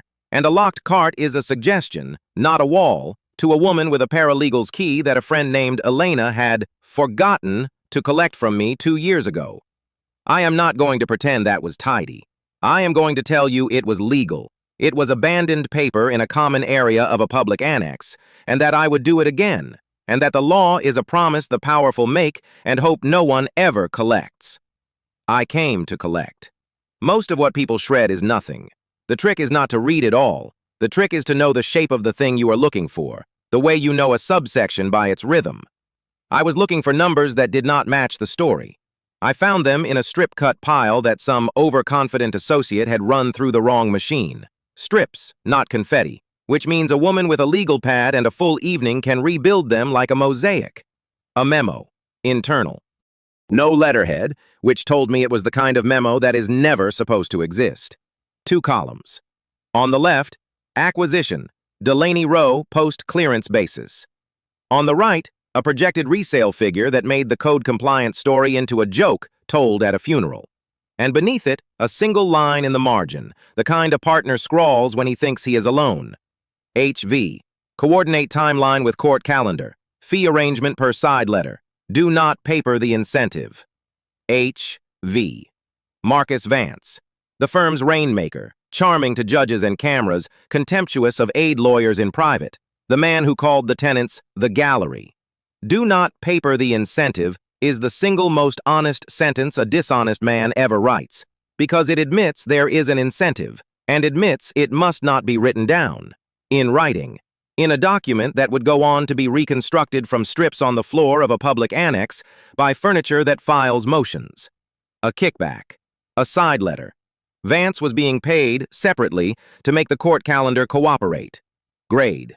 Fail. I did not even need the ledger. Marcus Vance had graded himself, in his own hand, and then thrown the grade away. I taped the strips to a fresh sheet, photographed each one twice, and slid the reconstruction into the accordion file I carry, the one nobody has ever asked to see because who searches the charity lawyer's bag? Then I sat in the dock for a moment with the whole shape of it, and I understood the last piece, the one that had been bothering me since the basement. They were all using the Reed Act to empty the block. Vance was papering it. Miller was buying it. But somebody had to argue it, in open court, in front of Judge Cunningham, and make a room full of lawyers believe that my law meant the opposite of what I wrote it to mean. That was Charles Denton's job. Charles Denton, celebrated author of the Reed Act, the man whose name is on my life. And I had known for 12 years and let no one see that I knew, that Charles Denton could not do it. Not really. Because Charles Denton never understood the safeguard clause. He read the headline, he gave the speeches, he took the credit at the podium and the honorary chair at the Reform Society. But the clause underneath, the subsection I built to stop exactly this, the one with the drafting fingerprint only its true author can explain, the one that says an expedited relocation is void where the distress is manufactured or the beneficiary of the clearance is the party alleging the danger. Charles Denton had never once, in 12 years, been able to say what it was for. Because he had never read it as anything but decoration. You cannot twist a lock you have never learned to open. He was going to walk into Cunningham's court holding a key he thought was a scepter, and it was going to be my hand on the other side of the door. Valerie Price knew it too, and did not care. I found her fingerprints all over the timeline, the calendar holds, the note that said, "Keep the aid situation off the witness list. She doesn't understand the statute." Valerie, who called me the charity lawyer. She was not the brain. She was the hands that knew the plan was rotten and typed it up cleanly anyway. There is a name for someone who understands the wrong and executes it with pride. Complicity is the name. Grade, pending. I do not close a grade while a person can still flinch. But the pencil was down and the page was open, and Valerie Price was running out of margin. 11:52 p.m. I did not hear him come in. That is the thing about men like David Miller. They do not arrive. They simply are. The way weather is. The way a bill you forgot comes due. I was standing at the public counter in the empty clerk's office, packing the accordion file, and when I looked up, he was on the other side of the counter in a coat that cost more than my car, flanked by nobody, which is its own kind of power. A man who brings guards is afraid. A man who comes alone at midnight to a public office has decided the room is already his. He was younger than I expected and smoother than I feared, and he had his father's stillness, that trick of making his silence your problem to fill, inherited like the fund. "You're the legal aid attorney," he said. Not a question. He said legal aid the way you'd say expired. "I'm counsel for the tenants," I said. "You're the reason my Tuesday has a wrinkle in it." He smiled, and it was a good smile, an expensive one. Then, without looking at me, this is the part I want you to see exactly, because it is the whole of him, he shrugged out of his coat and held it across the counter in my direction, arm extended, eyes already down on his phone, the way a man hands his coat to a coat rack. He did not look to see if I would take it. He assumed the taking. He assumed me. In his father's world and in his, there is the man who wears the coat and the furniture that holds it. And he had sorted me into the second category before he finished the sentence, and he was so certain of the sort that he never once raised his eyes to check. I did not take the coat. I looked at it, hanging in the air between us over a public counter at midnight, and I felt something I had not let myself feel in 12 years. Not rage. Rage is loud, and I have no use for loud, but recognition. This was the whole crime in miniature. Samuel Miller handed a young drafter's work to a man in a good suit and never looked to see whose it was. His son held his coat out to the author of the law he was about to break and never looked at her face. The crests do not steal from people. To steal from a person, you must first admit the person is there. They only ever take from the furniture, and they are always astonished when the furniture has a name. After a moment, his eyes came up mildly to see what the delay was. "There's a hook on the wall," I said, and pointed with my pen. Something moved behind his stillness, not anger, he was too well made for anger. A recalibration. He set the coat on the counter himself, folded, unbothered, and when he spoke again, the smile was still there, but the weather behind it had turned. "Let me save you a hard week, counselor. That block is coming down whether your association keeps a lawyer or not. The statute's clear. The inspections are real. My firm's lead wrote the law, so you'll forgive me if I don't lose sleep over its meaning." He tipped his head almost kindly. "You seem competent, in a small way. Competent people find better rooms to stand in. This is a room where careers end. I'd hate to watch yours end at a scuffed table over 400 people who won't remember your name." He straightened. "Go home. File your objection for the record. Lose gracefully. There's dignity in knowing your weight." Grade. Fail. Not for the threat. The threat was ordinary. They all threaten. It is the one honest thing they do. Fail for the coat. Fail for the eyes that only came up when the machine stopped working. Fail, clause by clause, in the ledger nobody can read. Entered under the same line as his father, in the same hand, 12 years apart. Some debts are generational. So, it turns out, is the collecting. "There's dignity in knowing your weight," I said. "I'll remember that." I meant it more than he knew. I have spent 10 years being weighed by men like David Miller and found light every time. And every time I have let them, because a scale that reads you as nothing will let you carry anything past it. He thought he had told me my weight. He had only told me his, that he could not see the woman across the counter, which meant he could not see the note, and he could not see the clause underneath, and he could not, in the end, see the author of the very law he was so sure said whatever he had paid to have it say. He picked up his coat and left without holding the door. 12:30 a.m. Elena found me still at the counter because Elena has a sense for when I am somewhere I shouldn't be doing something that will matter, and she came in with 2 cold coffees and did not ask what I had. She read my face instead. She is getting better at that, closer than anyone to seeing the whole of it. And one day soon she is going to, and she set the coffee down and said, "You look like a woman who just met somebody's ghost." "His father's," I said. "That make it worse or better?" I thought about the memo, and the side letter, and the code over the counter, and the 400 names in the Tenants Association binder that David Miller was so sure no one would remember. "It makes it the same," I said. "It's always the same play. Bury the maker, own the meaning, bleed the powerless. They only ever change the scale." Elena nodded slowly. She had the sense not to make a speech. "So what changes it?" "Somebody who read the clause underneath," I said, "and is still standing where they left her." She looked at me a beat too long. Not yet, but soon. She left me the coffee and went home, and I stayed. I was reaching for the Tenants Association docket when I heard them in the corridor, Vance and Valerie, coming from the firm's suite, not troubling to lower their voices, because who is in a clerk's office at midnight but the cleaners and the furniture? I stepped back into the stacks, into the smell of old bindings, and I stood in the dark the way I have stood in the dark for 10 years, and I listened. "The Adebayo girl," Vance was saying. "She's the exposure. She's got the tenants organized, and she's talking to that journalist, the one who covers the housing beat. If a reporter starts asking who benefits from the clearance, the whole story goes from unsafe building to land grab in one news cycle. Denton can win the room. He can't win the room and a headline." "So we take the girl out of the room," Valerie said. "Bright, efficient, proud of it. There are ways. She's young. She cuts corners like everybody young. If she didn't, we make it look like she did. Flynn can build something by Thursday, an ethics thing. Coached witness, leaked filing, doesn't matter which, it only has to hold long enough to get her disqualified before the ruling. Discredit the defender, the tenants scatter, the journalist loses the source. Clean. Denton sign off?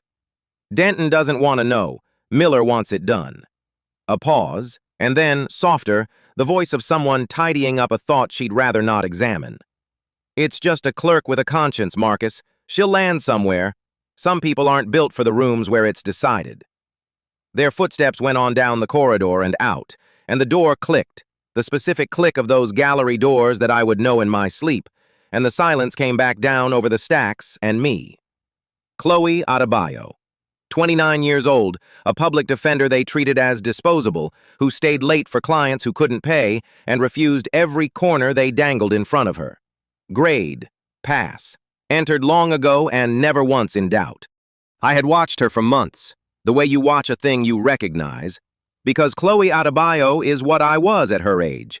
The same gift, the same refusal to sign the contract they slide across the table and tell you to sign fast and not read twice, and the same terrible danger, which is that the world has always known exactly how to erase a young woman with a conscience and no name to protect her. They did it to me 12 years ago with a whisper and a blacklist. They meant to do it to her by Thursday with a fabricated file and a bored voice calling her not built for the room. They had decided Chloe was a problem to be removed. I stood in the dark and I decided something too. I decided Chloe Adebayo was not the problem. She was the answer. She was the future, the next author of something, the next name they would try to steal, and the one they were not going to get, because this time there was a woman in the stacks who had been that girl, who had kept the archive and the receipts and the clause underneath, who had spent 10 years being furniture precisely so that she would be standing here, unseen, on the night they said the girl's name out loud. They thought Chloe was disposable. I thought Chloe was the whole point. One of us was about to be proven right. Chapter 5. The Frame. The shredder in the third-floor copy room ran twice that Tuesday, and both times it ran after hours, when the only people left on the corporate floor were the ones who didn't want witnesses. I know because I was the witness. Nobody sees the woman who empties the recycling bins on the litigation floor at 9 at night. Nobody sees the aid lawyer with the visitor badge she borrowed 6 months ago and never returned because the badge said maintenance, temp, and a temp is furniture that pushes a cart. I had learned a long time ago that the fastest way into a locked building is to look like someone who cleans it. You can't see who someone really is until they've decided you're no one. They had decided that about me a decade back. I had been collecting the interest ever since. So I was there, cart parked in the corridor, a spray bottle in my hand I never once used, when Daniel Flynn let himself into the copy room with a folder and a face that had already made peace with what it was about to do. Flynn was the firm's investigator. Denton had the pedigree, Vance had the smile, but Flynn was the one they sent when a thing needed to be true that wasn't. He set the folder on the counter beside the good scanner, the one that renders a document so cleanly you'd swear you were holding the original, and he took out a stack of pages, and he began, very carefully, to build a lie you could file. I watched him do it through the gap in the door, in the wax-smelling dark, and I graded him the way I grade everyone. He had 2 documents open on the screen. The first was a witness prep sheet. Chloe Adebayo's handwriting was distinctive, upright, and a little impatient, and Flynn had a genuine sample of it clipped to the monitor to copy from. The second was a sealed filing from the eviction docket, the Tenants Association's confidential settlement position, the kind of thing that would end a career if it left the building. Flynn wasn't leaking it. He was doing something colder. He was drafting a version of Chloe's prep notes that quoted the sealed filing, so that on its face, the notes would prove she had read a document she was never entitled to read and had coached the lead tenant, Sofia Rodriguez, to shape her testimony around it. 2 ethics violations in 1 forged page. Leaking a sealed filing, coaching a witness. Either one gets a young lawyer disqualified from a case. Both together, days before an emergency ruling, gets her disbarred and gets the tenant's defender removed from the board before the game is called. It was elegant, in the way that a trap is elegant. I could admire the joinery and still know exactly what it was for. Flynn typed. He printed. He held the forged page against the window light next to a real one, comparing the grain, and when it wasn't right, he printed again. He aged the paper by running it warm from the machine and pressing it flat under a statute reporter. I could have told him he'd chosen the wrong volume. The reporter he grabbed was 2 inches too thin to leave a clean crease, but I wasn't in the business of improving his work. I was in the business of watching him commit it. Because here is the thing about a frame. To hang it, they have to write it down. They have to create the false original and destroy the true one, and both of those are acts, and acts leave residue. And residue is evidence. A lie that stays in someone's mouth is deniable. A lie that goes into a folder and gets served on a disciplinary board is a signature. Flynn was signing. When he finished, he had 3 pages he wanted and 4 pages he didn't. The genuine prep sheets, Chloe's real notes, honest and careful and damning of no one. The ones that would prove the forgery was a forgery if anyone ever set them side by side. He fed the 4 real pages into the shredder. The machine chewed. He watched it with the mild satisfaction of a man tidying up. I noted the model of the shredder. Crosscut, but a consumer crosscut. The kind a firm buys by the dozen because the good ones are expensive and nobody imagines the aid lawyer will ever want the confetti. I noted that he emptied the bin into a single clear bag and set the bag by the door for the overnight pickup, rather than carrying it down himself. Delegation. The weak link's favorite tool and his eventual undoing. He trusted the process to erase for him, and processes can be intercepted. Flynn left at 9:41. I had the bag by 9:43, 11:20 p.m. There is a conference room on the 6th floor of the courthouse annex that the Greywater Justice Project keeps under a shell tenancy nobody has ever connected to me. And it was there, under a lamp, that I spent 2 hours doing the least glamorous work in the law, reassembling shredded paper. Crosscut shredders are supposed to make this impossible. They are wrong. They make it slow. A consumer crosscut leaves you strips maybe 2 millimeters wide, and if you know the document, if you know its margins, its letterhead, the exact idiom of the person who wrote it, you are not reconstructing a puzzle, you are remembering one. I knew Chloe's hand. I knew the tenant's filing because, through the foundation, I had quietly financed the very defense the filing described. I laid the strips out on black felt so the white would jump, and I built her honest notes back out of the wreckage line by line. And when I was done, I had taped and photographed and scanned at a resolution that showed the tape, the true originals Flynn had tried to unmake. I did not feel triumph. I felt the old, cold clarity that comes down over me at midnight, the one that has kept me alive in this profession.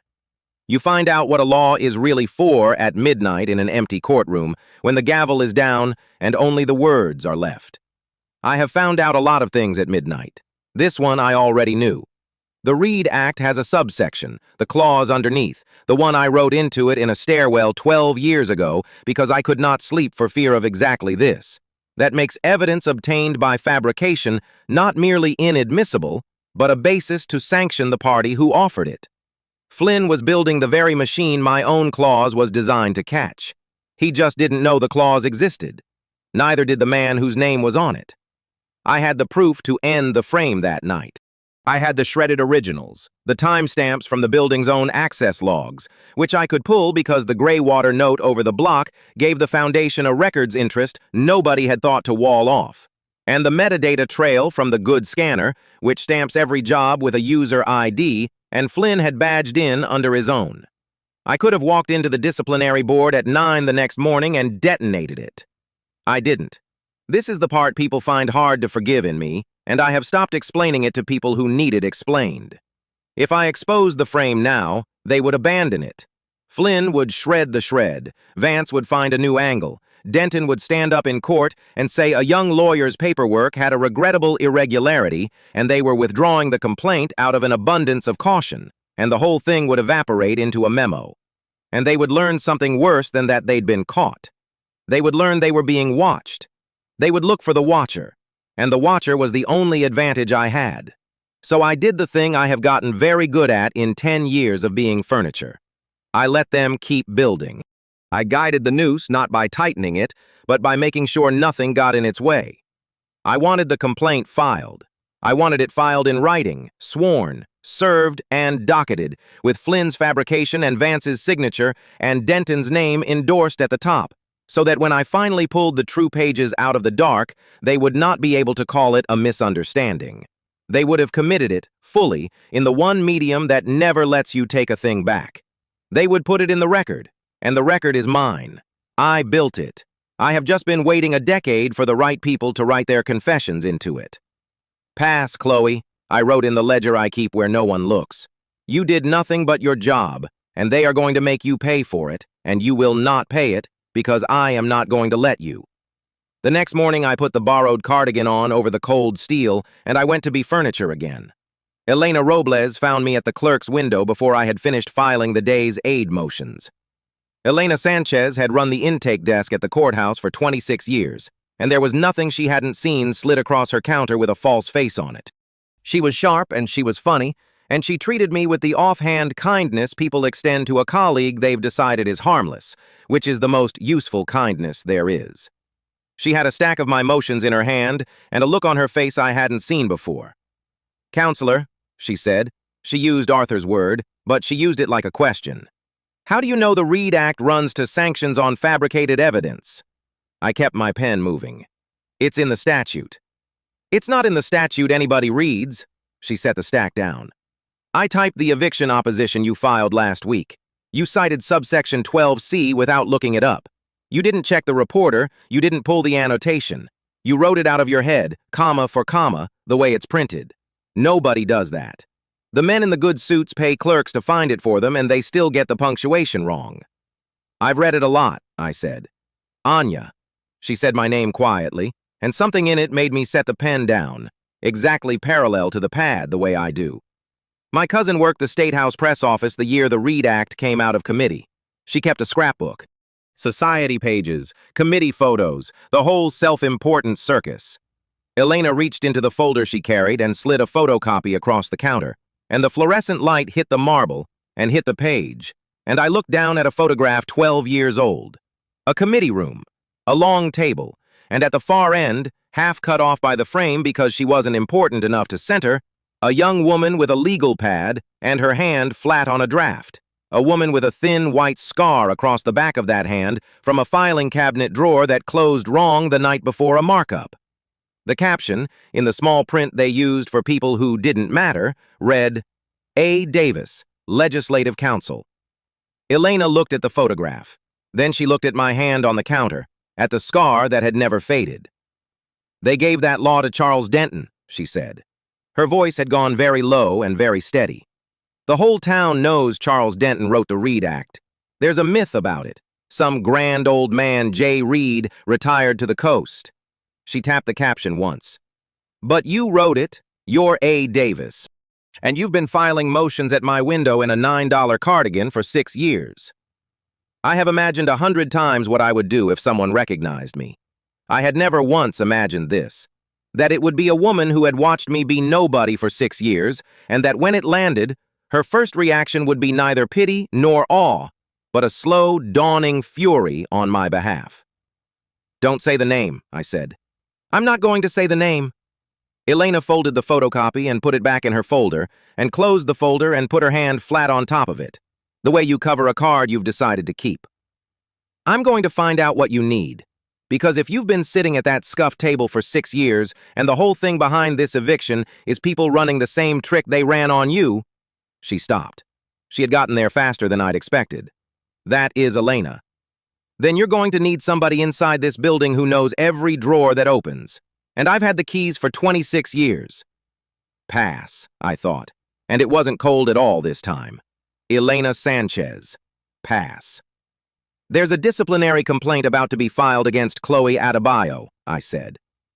I need to know the minute it hits the docket. I need it to hit the docket. And I need you to make sure not one honest clerk touches it before it does. Because when it lands, everyone who signed it needs to have signed it themselves. Elena's mouth curved. You're going to let them hang it up, she said, so you can hang it around their necks. I'm going to let them commit it to writing. 26 years I've watched people lie at this counter. She picked up my stack of motions and stamped them, hard, the good sound of a thing made official. Nobody ever gave me a way to make it matter. Tell me where to stand. I told her where to stand. She was, from that hour, my right hand, and she never once slipped, and she never once asked me to say the name out loud, which is a kind of loyalty I did not know I still believed in. 4:50 p.m. Arthur Jones caught me in the records room at the end of the day, which is where he catches me, because it is where we both go when the building empties and the fluorescent hum turns kind. Arthur was a court clerk now, but he had been a legislative aide once, decades back, in the State House, and he was the only man in the whole marble pile who said counselor to me and meant it as a rank rather than a joke. He had reading glasses he was always cleaning, and a way of shelving a statute book like he was putting a sleeping child down. I had come to look for his company the way you look for a warm room. I had also come to be careful of it, because warmth is where I make my mistakes. He was reshelving reporters. I was pretending to pull one. For a while we didn't say much, and the not saying was comfortable, and then he said, without looking at me, in the flat voice men use for the thing they've been carrying too long, "Can I tell you something I've never told anyone in this building?" "You can tell me anything," I said, and meant it, and did not know I was standing at the edge of a hole. "Years ago," Arthur said, "before your time, before I came down to the courthouse, I clerked a committee up at the State House. Big one, a landmark bill, the kind of law that outlives everybody who touched it." He turned a reporter in his hands, aligning the spine. There was a young drafter on it, legislative counsel. She wasn't much older than that girl, Chloe, and she was the best legal mind in the room, and everybody in the room knew it, and nobody in the room would say it, because she was junior, and she was a woman, and she had no one behind her.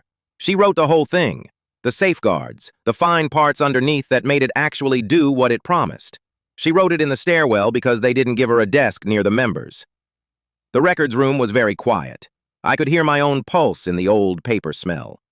And then some men with better suits and more money decided the law would be worth more if it belonged to one of them, Arthur said. And they took it, put another name on it, grew a whole legend around a man who never wrote a line. And they made sure she'd never work again, called her difficult, called her junior, said she couldn't cut it, so that if she ever tried to tell the truth, she'd already been discredited before she opened her mouth. He set the reporter on the shelf, gently, the sleeping child way. I saw it happen. I was in the room. I could have said one true thing to one committee member and it might have mattered.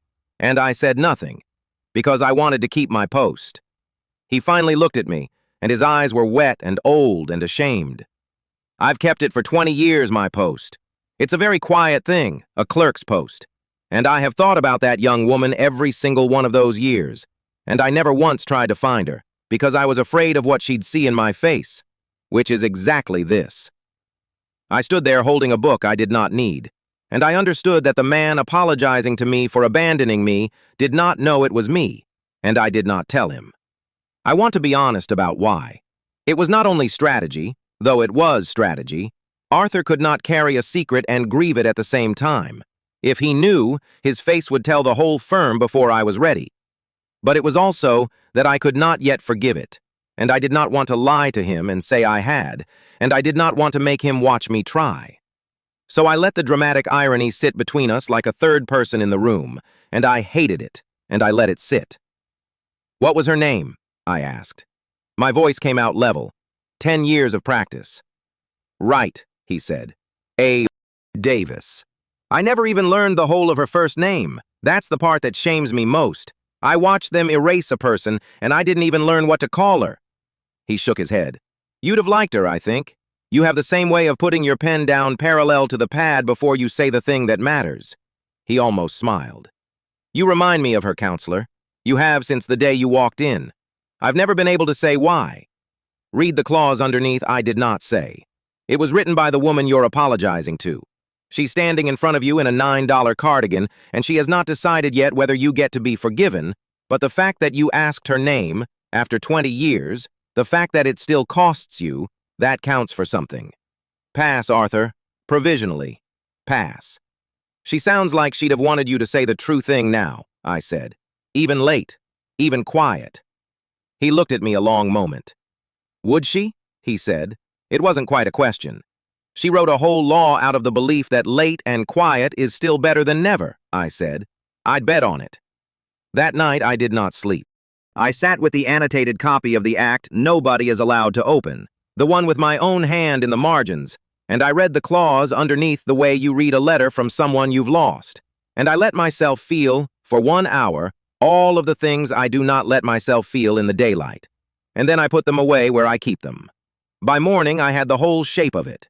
Elena had confirmed the disciplinary complaint against Chloe was drafted and would be filed at the opening of business. Vance's signature, Denton's endorsement, Flynn's sworn declaration attached, the forged prep sheet marked as Exhibit A, the true version of which sat taped and photographed in a foundation vault they didn't know existed, held by a backer they'd never bothered to name because they'd sealed the record themselves. They had signed their confessions. They had served them on my law. Every piece was where I needed it. And then the other thing landed, the thing that turned a slow trap into a race. Meridian had moved up the eviction.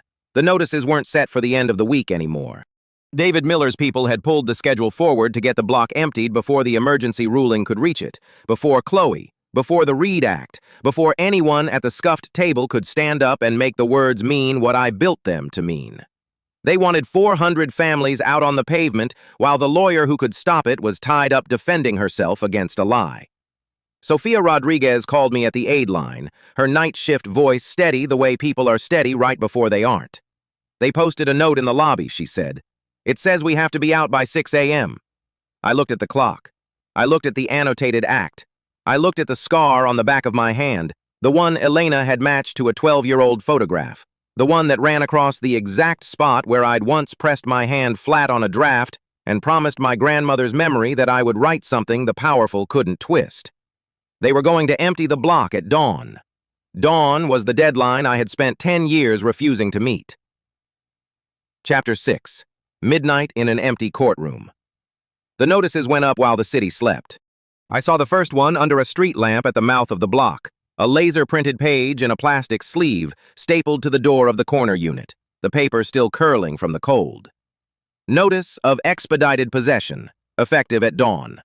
A case number I recognized because I had been reading it upside down across a scuffed table for 2 days. Someone had walked this street after midnight with a staple gun and a stack of futures, and they had not knocked. They never knock. Knocking is for people who think the door might have a person behind it. I stood there in my worn coat and counted. 12 doors on the ground floor, a sleeve on each. Above me, in the dark windows, I could feel the block awake, not with light, they were too frightened for light, but with the particular stillness of people lying still and listening. A night shift building holds its breath differently than any other. Half of them worked while the world slept, the other half slept while the world worked. All of them had been handed the same envelope of dawn, They had chosen the hour on purpose. You post at midnight, so panic has all night to do your work for you. By 9, the firm wanted a building already halfway to empty, tenants who had packed, who had wavered, who had started calling cousins about a spare room. A frightened tenant is a compliant tenant. A compliant tenant does not stand up in a gallery and remind a judge that 400 people have faces. I thought, fail. Not a name yet, just the grade, filed in the ledger nobody reads. Then I got to work. 11:52 p.m. The Greywater Justice Project has an office the size of a supply closet and a phone that rings through to a service that thinks it's a small non-profit helping with security deposits. That is exactly what I built it to look like. Invisible outfits are the only ones that survive long enough to matter. I let myself in the side door of the legal aid wing, past the cold coffee smell, and opened the drawer that does not open for anyone but me. Inside was a single manila folder, soft at the corners from 10 years of being carried and never used. On the tab, in my own hand, Greywater. Note, Meridian block. Here is the thing none of them knew. When Meridian came for this block, they came the way vultures always come. They bought the debt first. The building had a defaulted note, a mortgage gone sideways in a bad year, and whoever held that note held the lever. David Miller assumed he held it. His people had chased it through 3 shell companies, lost the thread in a fog of trusts, and shrugged. They would own the ground soon enough anyway. The note was held by a foundation. The foundation's backer was sealed. The backer was me. I had bought that paper quietly, years before Meridian ever circled, the way my grandmother once put her own rent money on a stranger's overdue account so a family could keep a Christmas. Because the powerless need someone standing between them and the machinery. And I had promised myself I would be that someone in the only language the machinery respects: ownership. David Miller was going to empty a building he thought he controlled. He controlled the flip, not the ground it stood on. I picked up my pen. Then I heard the side door. "Don't turn the big lights on," Chloe Adebayo said before I could. "If anyone from the firm drives past and sees the aid office lit up at midnight, they'll know somebody's fighting." She was not supposed to be here, not anywhere near a courthouse or a case file. Yesterday, they had disqualified her. Daniel Flynn's fabricated ethics complaint, the doctored chain of custody, the accusation she had coached a witness, a thing so cleanly built, I had watched them build it from the shadows and let them, because a noose you interrupt too early is only a rope. She had turned in her badge with her chin level and walked out past Valerie Price, who had said, not quite under her breath, "The charity bench just cleared." And now here she was at midnight with a box of tenants' contact cards, because they had locked her out of the system, but not, it turned out, out of caring. The one credential no bar committee can revoke. "You shouldn't be here," I said. "If they find out you touched a single file, it's worse than disbarment." "I know." She set the box down. "I'm not touching files. I'm calling people to tell them not to sign anything and not to leave. That's not lawyering. That's a person with a phone." I looked at her, the gift in her, the recklessness that was really only integrity not yet taught to be quiet, and I saw myself 12 years ago, before they taught me the price of standing up in the light. Pass. She was young me, reborn and not yet stolen from. I had promised myself she never would be. "Call them," I said. "Tell them exactly that. And Chloe, tell them the eviction is not final. Tell them a stay is coming." She stopped, a card in her hand. "Is it? From where? We have no lawyer of record. The court closed at 5. There's nothing between them and dawn but you and me and a phone tree." I could not answer that. Not yet. "Say it anyway," I told her. Sometimes the truest thing you can tell a frightened person is the thing that's about to become true. Arthur Jones was already at the courthouse when I got there, which meant he had never gone home, that he had done the math on the notices the same moment I had. The night clerk's office at that hour is a cathedral of green-shaded lamps and marble that gives back your footsteps like an accusation. He was at the counter with 3 docket sheets fanned out, arguing with the after-hours duty officer in the low, immovable voice of a man who has spent 30 years learning that bureaucracy cannot be shouted down, only outlasted. "Because the posting was executed under an expedited possession order," he was saying, "which requires a compliance certification I am looking at right now, and it is not signed." "No, I'll wait. I can be here until 9. He saw me, and his shoulders came down half an inch. which from Arthur was another man collapsing into a chair with relief. He hung up. "Counselor," he said. He was the only man in that building who called me that, and he did not know why it landed the way it did. Did not know he was the one voice in 12 years to say the word to me and mean it as a fact instead of a joke. He thought he was being kind to a tired aid lawyer. He was, without knowing it, returning a name to the woman they had stolen it from. "They rushed the posting," he said. "The order's real, but the certification's a mess, the wrong subsection in the recital. If a judge sees it at 9, it holds anyway, because judges at 9 sharp with press in the room don't stop to read recitals. But it's not clean, Anya, and I can't stop it. I can slow a clerk. I can't slow a partner with a managing judge on speed dial." He rubbed his eyes under his glasses. 20 years ago, I'd have known which lever to pull. I've forgotten which levers there are." "You haven't forgotten anything," I said. "You've just been standing at the wrong desk for someone who deserved the right one." He gave me a strange look then, like a word was on the tip of a tongue that wasn't his. "You remind me of someone," he said quietly. "A drafter years ago. A young woman who wrote a law they gave to a man, and I watched it happen from a chair against the wall and said nothing, because I liked my chair." He looked down at the unsigned certification. "I would like, before I'm done, to be a clerk who slowed the wrong thing down long enough for the right thing to catch up." I could have told him then. The words were right there, warm and terrible. "That drafter is standing at your counter. You said nothing to me, and I have already forgiven you, because you're the only one who remembers I existed." I said instead, "Then help me file something." "You have no standing," he said. "Chloe is disqualified. The Tenants Association has no counsel of record. On what grounds does anyone stop a dawn posting?" I took the manila folder from my briefcase and set it on the marble between us. "On the grounds," I said, "that the party moving to take the building is not the party that owns the debt on the building, and the party that does hold the note has just decided to exercise its rights." He opened the folder and read, slowly, the way you read something whose implications keep arriving after the words do. The note, the default, the assignment history through 3 shells that dead-ended in a foundation. Graywater as holder in due course, every right a secured creditor has to say, "Not yet, not like this, not tonight." "Graywater," he said. "The little deposit help nonprofit. They hold the paper on the whole block." He looked up. "Who funds it, Anya? Whose money is this?" "The backer is sealed," I said. "Nobody knows." "But you know." "I know the filing that must go in tonight. An emergency application to stay the posting, the note holder objecting to a possession action that would extinguish its security interest without notice. It freezes everything until a court can sort out who has the right to do what. It doesn't win the case. It buys the morning." I set my hand flat on the folder. "And it goes in under the foundation's name, not mine, not Chloe's, an anonymous non-profit standing in the door at midnight." Arthur Jones looked at me for a long moment across 30 years of green lamplight and one buried, patient guilt. "You," he said slowly, "know an awful lot about how a note holder objects to an expedited possession posting for a woman who does deposit disputes for free." "I read a lot," I said. "The only thing they never took away." He did not ask the next question. He was too kind, or too frightened of the answer, or, and I think this was it, some old clerk's instinct told him the question would answer itself in about 9 hours, in open court, and that his job right now was not to know, but to file. "Give me the application," he said. "I'll walk it to the duty judge myself. There's a night motions judge who owes the system more than she owes any firm.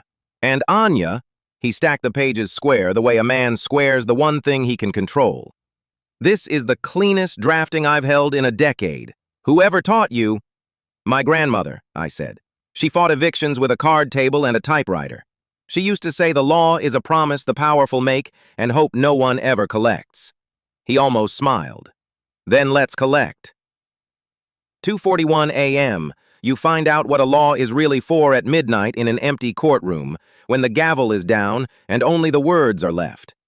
I sat in the darkened courtroom while the night judge, 3 floors up, read my application by lamplight, and I let the refrain move through me like a hand along a banister I had climbed 10,000 times in the dark. The room was empty. The room is always empty when the true thing happens. The reveal comes at 9 sharp with the cameras and the good suits, but the law, the actual load-bearing, promise-keeping law, gets done at hours like this, by people the cameras will never film. On paper, nobody applauds. They think the fight happens in daylight. It's already over by daylight, decided in rooms like this, by whoever cared enough to stay awake. At 2:41 a.m., a court officer came down the marble stairs with a page in his hand and found me alone in the 3rd row of an unlit gallery. And if he thought it strange, he was too tired to say so. "Greywater," he said. "I'm here for them." He handed me the page. "Temporary stay granted." The posting was frozen. No unit entered, no possession executed, no tenant removed, until a court resolved the rights of the note holder, pending, of course, the very hearing they had set for 9 sharp. I had not won anything. I had done something better. I had reached into the machine from the shadows, without a name, without a face, and turned 1 gear, and the whole dawn stopped. First flex. The first time in 12 years I moved the system instead of surviving it, wearing the only disguise that has never failed me. The appearance of someone too small to reach the levers. You can't see who someone really is until they've decided you're no one. I texted Chloe. "Stay granted. Tell them." And up and down that block, in the dark windows, I imagine the breath went out of 400 people at once. The difference between the stillness of the hunted and the stillness of the merely tired. Nobody would pack tonight. Nobody would sign. The building would be full at 9, which is exactly what I needed. Now let me tell you what I held. I wanted on the record, my own private record, the ledger nobody reads, because there is a particular clarity that comes at 3 in the morning when you lay every card face up and see that the hand is complete. I held Marcus Vance's kickback. Not a rumor of it, the wire, routed through a consulting fee into a personal vehicle he thought was buried, the private engine behind his eagerness to fast-track a building's ruin. Charming to the judge, a snake in the suite. Fail. Clause by clause. I held the frame against Chloe. Daniel Flynn's fabrication, and better, the shredded originals, retrieved from a bin no one imagined an aid lawyer would ever reach into, the true chain of custody that proved she had touched nothing, coached no one, and that the evidence against her had been built at the firm and backdated. Flynn had destroyed himself in writing, the way weak links always do, because they cannot imagine anyone reading the small print of their own crime. Fail. I held the Meridian scheme entire, the code-compliant story that was a costume over a mass eviction and a land flip, the deliberate misreading of a safeguard clause, the plan to empty the block and sell the ground. And under David Miller, in the old fund filings, I held the thread back to Samuel Miller, the father's money that 12 years ago had bankrolled the theft of my authorship and my burial as a difficult junior. The same playbook: bury the maker, own the meaning, exploit the powerless. Run once against 1 woman, run now against 400. A generational habit, and its generational debt come due. And I held the last thing, worth more than all of it, the drafting archive, the sealed legislative intent memo in my own hand. The proof of who J. Reed is, the proof that the legend of the retired distinguished author was a costume tailored onto a lie, and that under it was a young woman at a card table who had grown into an older woman at a scuffed one, and that the law they planned to break had a safeguard sewn into its lining by the exact person they had spent a decade insisting was no one. The clause underneath. The subsection Charles Denton had never read because he only ever read the headline of the law he claimed he wrote. I had built it precisely to stop what Meridian was about to attempt, built it 12 years ago, imagining a room exactly like the one they were setting for 9 o'clock, and left in it a drafting fingerprint that only its author could explain, an architecture of meaning no plain language reading could touch and no imposter could account for. I had everything. And here is the decision I made at 3 in the morning, alone, with the stay in my briefcase and the whole hand face up. I would let the hearing happen. I could have leaked it, the Vance wire to the bar, the Flynn fabrication to the disciplinary board, the Meridian filings to the reporter Chloe trusted. I could have detonated it all in the dark and let the daylight find a smoking pile. But a bomb in the dark only makes a noise. It doesn't restore a name. It doesn't put a grandmother's legacy back into the law that carries it. It doesn't make 400 people watch the machine that came for their homes taken apart by the person it was built to erase. They wanted a hearing at 9 sharp, with the press they had invited to witness their triumph. They wanted cameras. They wanted an audience for the moment the aid lawyer lost. So I would give them the room. Their cameras, their 9 o'clock. I would let them stand me up and sneer that the charity lawyer couldn't understand a statute like this one. I would let Denton reach, as I knew he would, for the ghost of the legendary author. Only the man who wrote it could say what it means, and he retired years ago. And then I would set down my pen, exactly parallel to the pad, and stand up and let them find out in front of the whole invited world that the author had been in the room the entire time, holding their coats, refilling their water, grading them clause by clause. The trap was not a document. The trap was a stage, and they had built it themselves, hung the lights, sold the tickets. Held breath. That was all that was left now. The long-held breath before the gavel. Everything assembled, everything true, everything waiting for 9 o'clock. And I had spent 10 years learning how to wait. 4:20 a.m. I want to tell you about the toast because it is the exact reason I will never feel one flicker of doubt about what I did at 9. The firm keeps a suite on the top floor of the annex for the nights before big matters. Good chairs, worse liquor, a view of the block they were about to empty. I was there because someone has to restock the water pitchers and set out the fresh legal pads. And the woman who does that at that hour, in an overnight staff cardigan pulled over her own, is furniture that files nothing. Nobody looks at the person refilling the water. I have made a decade's living out of it. They had not heard the stay news yet. It had gone in under a non-profit nobody knew, to a night judge nobody had thought to court, and it would not surface until their associates checked the docket at 7 and went pale. So at 4 in the morning, they still believed they had already won. Charles Denton stood at the window, glass in hand, looking down at the notices like a man admiring his own signature. Marcus Vance lounged in the good chair.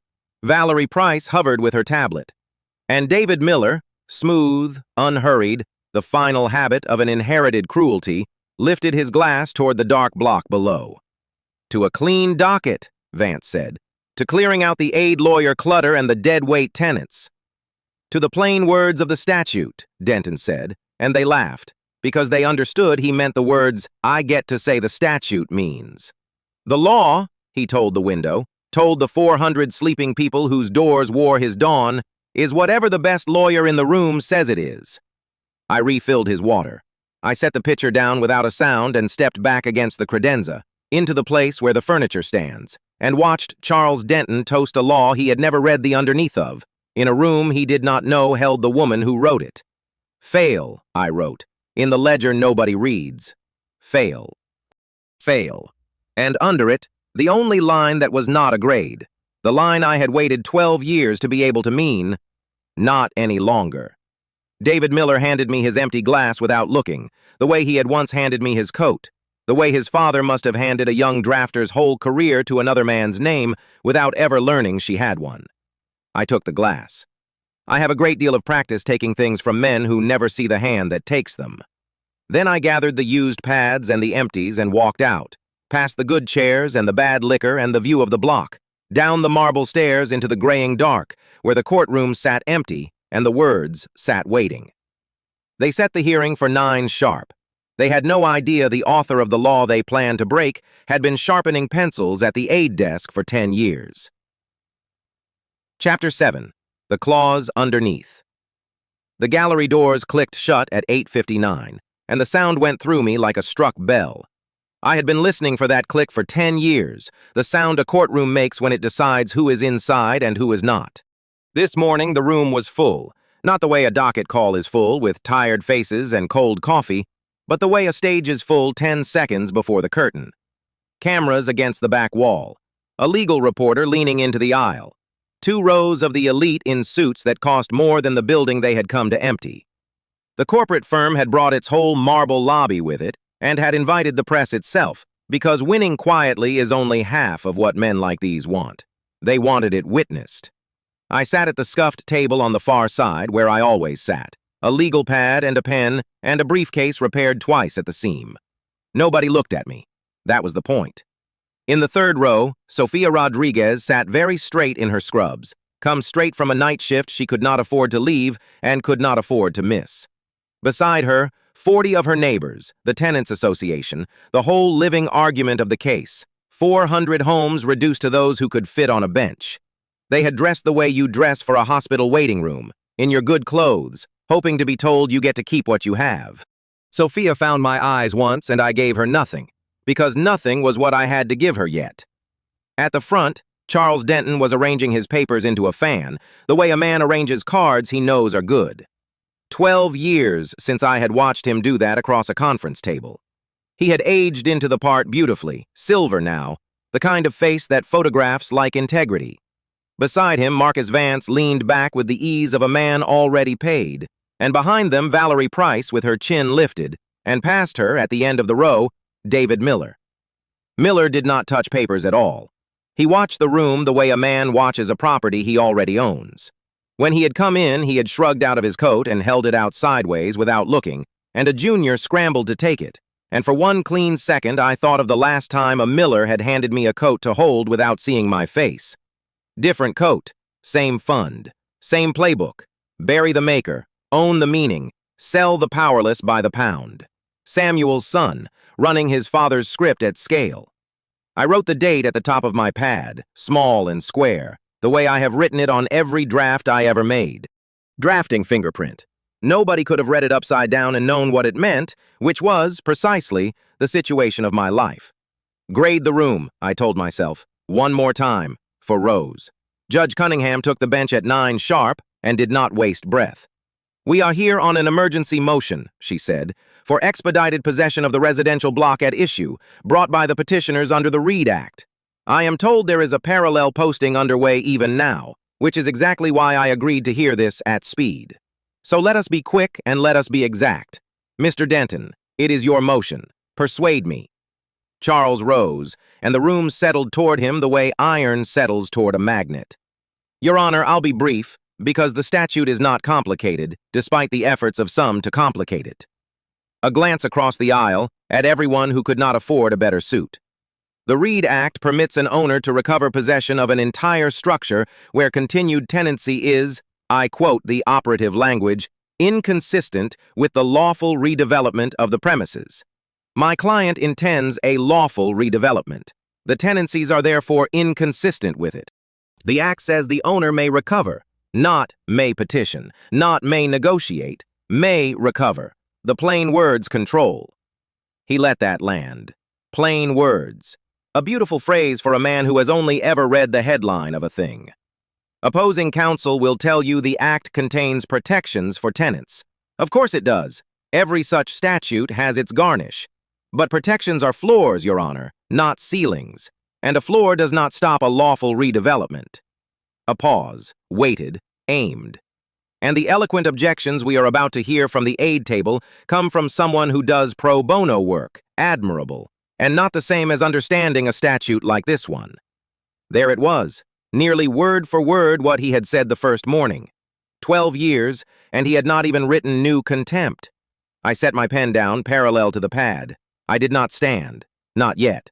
Chloe Adebayo would have stood, brilliant and unbought, tearing his floor, not ceiling line to ribbons, except that Chloe was not in the room, because 11 days ago, Daniel Flynn had manufactured a scandal to get her disqualified, and the machine had done the rest. You do not beat the maker. You erase her and inherit an empty room. I know, it was done to me. "To close," Charles said, and here his voice took the tone he saved for endings, a man laying a wreath.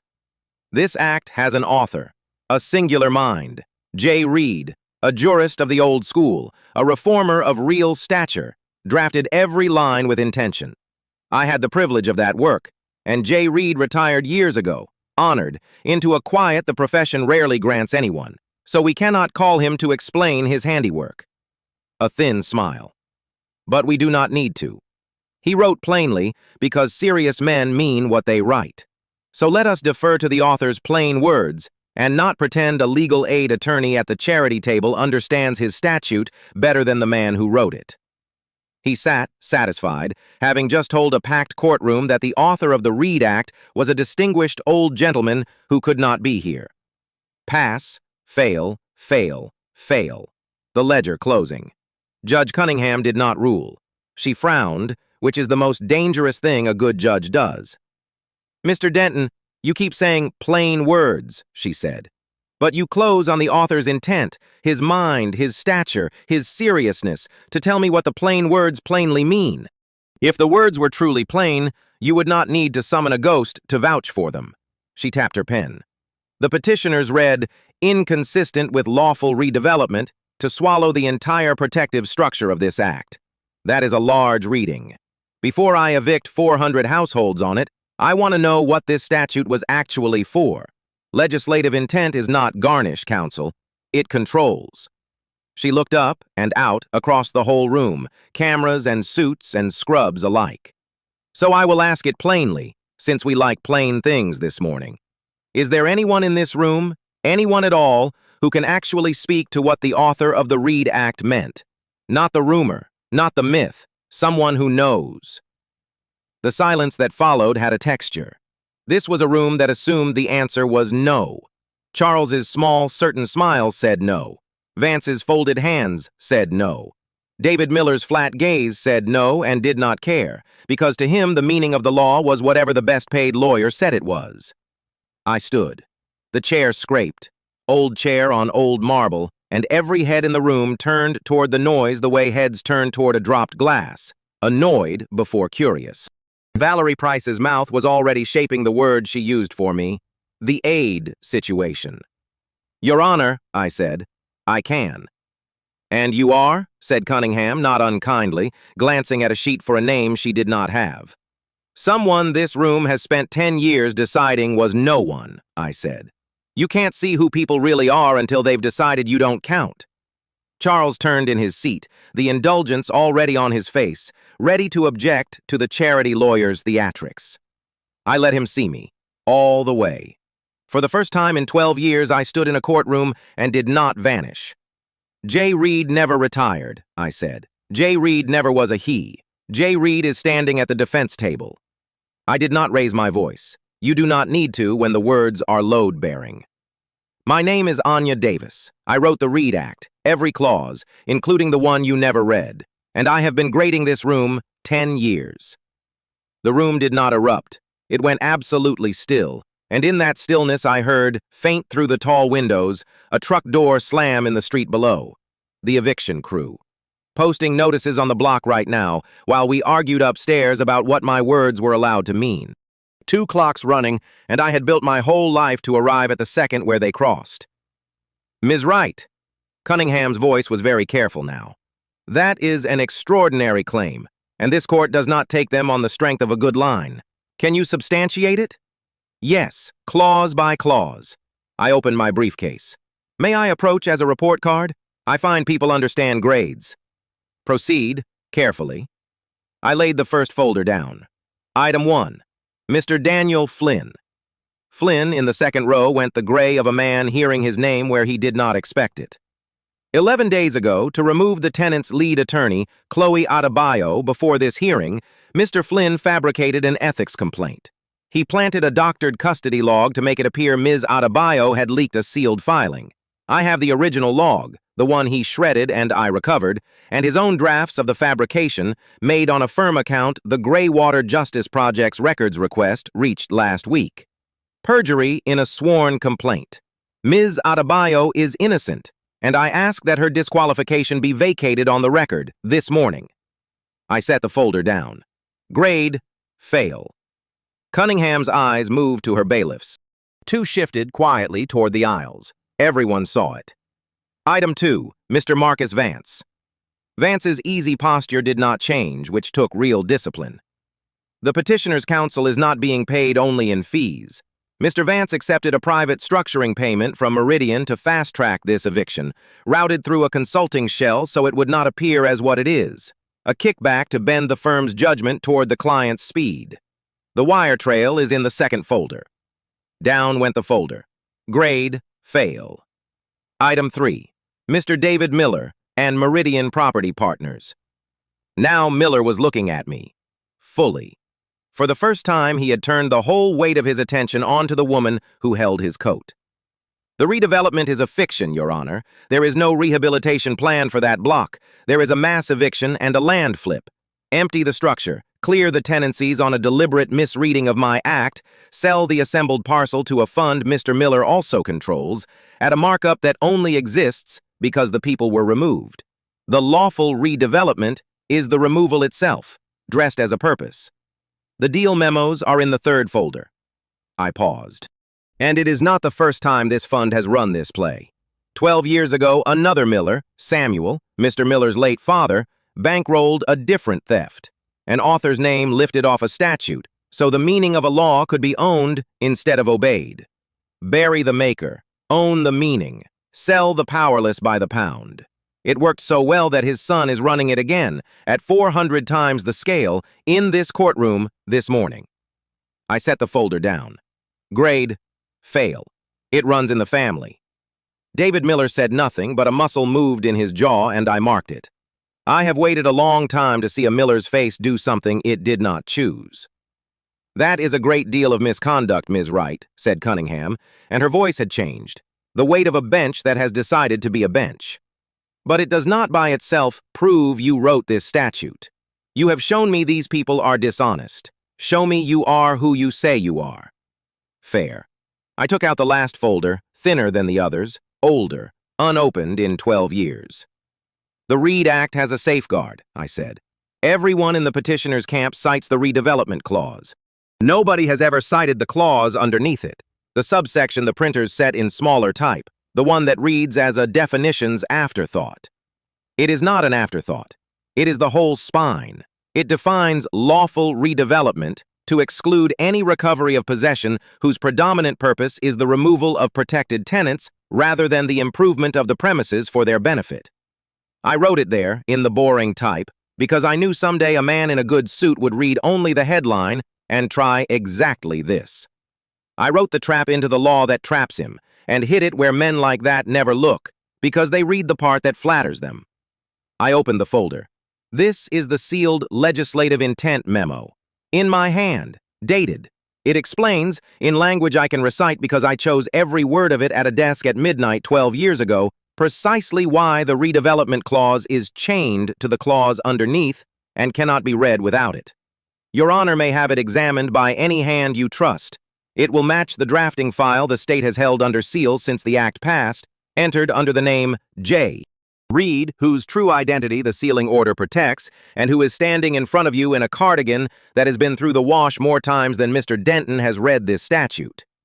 A sound went through the gallery, not a gasp, something lower, the sound a room makes when it believes. I turned at last to Charles Denton. He had not moved, the frozen composure of a man who believes that if he does not react, it will not have happened. Charles, I said, and I used his first name because after 12 years he had earned that, and nothing better. You told this court you had the privilege of drafting this act. You have built a career and a myth on being J. Reed in everything but the sealed name. So I will give you a chance to prove it, in front of the press you invited. I slid the printed statute across the aisle. It stopped in front of him, open to the page. Read the clause aloud, Charles, the one underneath, the one you never understood. He looked down at it. His eyes found the redevelopment clause first, automatically, the headline, the part he had recited for a decade. Then they dropped to the smaller type below, and I saw the instant a man discovers a room in his own house he never knew was there. He could not read this, because in 12 years of owning it, he had never once turned to the boring part. He had stolen a house and never gone into the basement, and the basement was load-bearing. He said, take your time. It's your statute. You wrote every line of it. You said so this morning, to the press, on the oath of your reputation. So read me the line that decides this case. I let the silence work. You can't. You never could. You put your name on a door and never learned what was behind it. And for 12 years that was enough, because the only person who could tell the difference was a woman you decided was no one. He set the statute down carefully, as though it had become hot. The law, I said, giving him back his own refrain, the one he'd polished for cameras his whole career, is whatever the best lawyer in the room says it is. You said that to me across a conference table 12 years ago, while you slid my work under your name and told me to sign fast and not read twice. I looked at the whole room now, the suits and the scrubs and the lenses. I read twice. I wrote the clause underneath the second time. And this morning, for the first time in 12 years, I am the best lawyer in the room. The street clock and the courtroom clock crossed on the next thing that happened. Your Honor, I said, turning back to the bench and moving fast now, because down in the street men were stapling notices to doors. The emergency is outside this building. Meridian's crew is posting eviction notices as we speak, on the theory that possession is already effectively theirs. It is not. I ask this court to rule on an expedited basis on the true meaning of the safeguard clause, that lawful redevelopment does not include a recovery of possession undertaken predominantly to remove protected tenants. On that construction, the only one the legislative record supports, the petition fails. There is no lawful redevelopment here. There is only removal. And the sale? Cunningham said. If I deny possession, what stops Meridian assembling the parcel and running the same play through a friendlier door tomorrow? This does, Your Honor. I set down one last sheet. The Greywater Justice Project holds the defaulted note on that block, has held it since the fund tried to force the default. My foundation is the senior creditor. Meridian cannot sell what it cannot clear, and it cannot clear a note held by a party that will not release it. As the holder, I am halting the sale. There is no flip. There is a building full of people who will keep their homes. I did not look at the third row, because if I looked I could not keep my voice level, and I had 10 years of level voice to finish spending. Judge Cunningham was quiet for a long moment. Then she squared the papers the way you square something before you commit to it. The court adopts the construction advanced by Ms. Wright as consistent with the legislative intent record, which the clerk will take into custody for authentication, she said. On that construction, the petition for expedited possession is denied. The purported redevelopment does not qualify under the Act. The disqualification of Ms. Adebayo is vacated pending review of the fabrication now before me. The bailiffs will hold Mr. Flynn, and the court issues an immediate order staying any posting or enforcement on the subject block. She looked up over her glasses into the cameras the firm had brought. The tenants keep their homes. Effective now. Get someone down to that street and take the notices off the doors. It was the now that undid them. The gallery rose, not all at once. Sophia first, both hands over her mouth, and then the whole tenants' bench, 400 homes standing in the bodies of 40 people, and the sound they made was not applause, but something rawer, the sound people make when they have been braced to lose everything and are told in a single word, now, that they get to keep it. Valerie Price was up too, turned toward Denton, and I watched her flinch, first of all of them, her hand already going to her bag, to the proof I knew she carried, the thing that would let her cross the aisle later and be, barely, forgiven. Vance had stopped being charming, and there is nothing under a charming man when you take the charm away. David Miller was still seated, watching me the way you watch a fire reach the part of the house you thought was safe, understanding, finally, that the woman he had handed his coat to was the senior creditor, the author, and the end of the play his father started. And Charles Denton sat with an open statute in front of him, unable to read the line that would have saved him, before every camera he had invited to watch him win. I gathered my folders and put them back in the briefcase with the twice-repaired seam. My hands were steady. I had promised Rose, long ago at a card table, that if I ever stood up in a room like this, I would do it with steady hands and a low voice, the way she fought evictions with a typewriter. The law is a promise the powerful make and hope no one ever collects. I collected.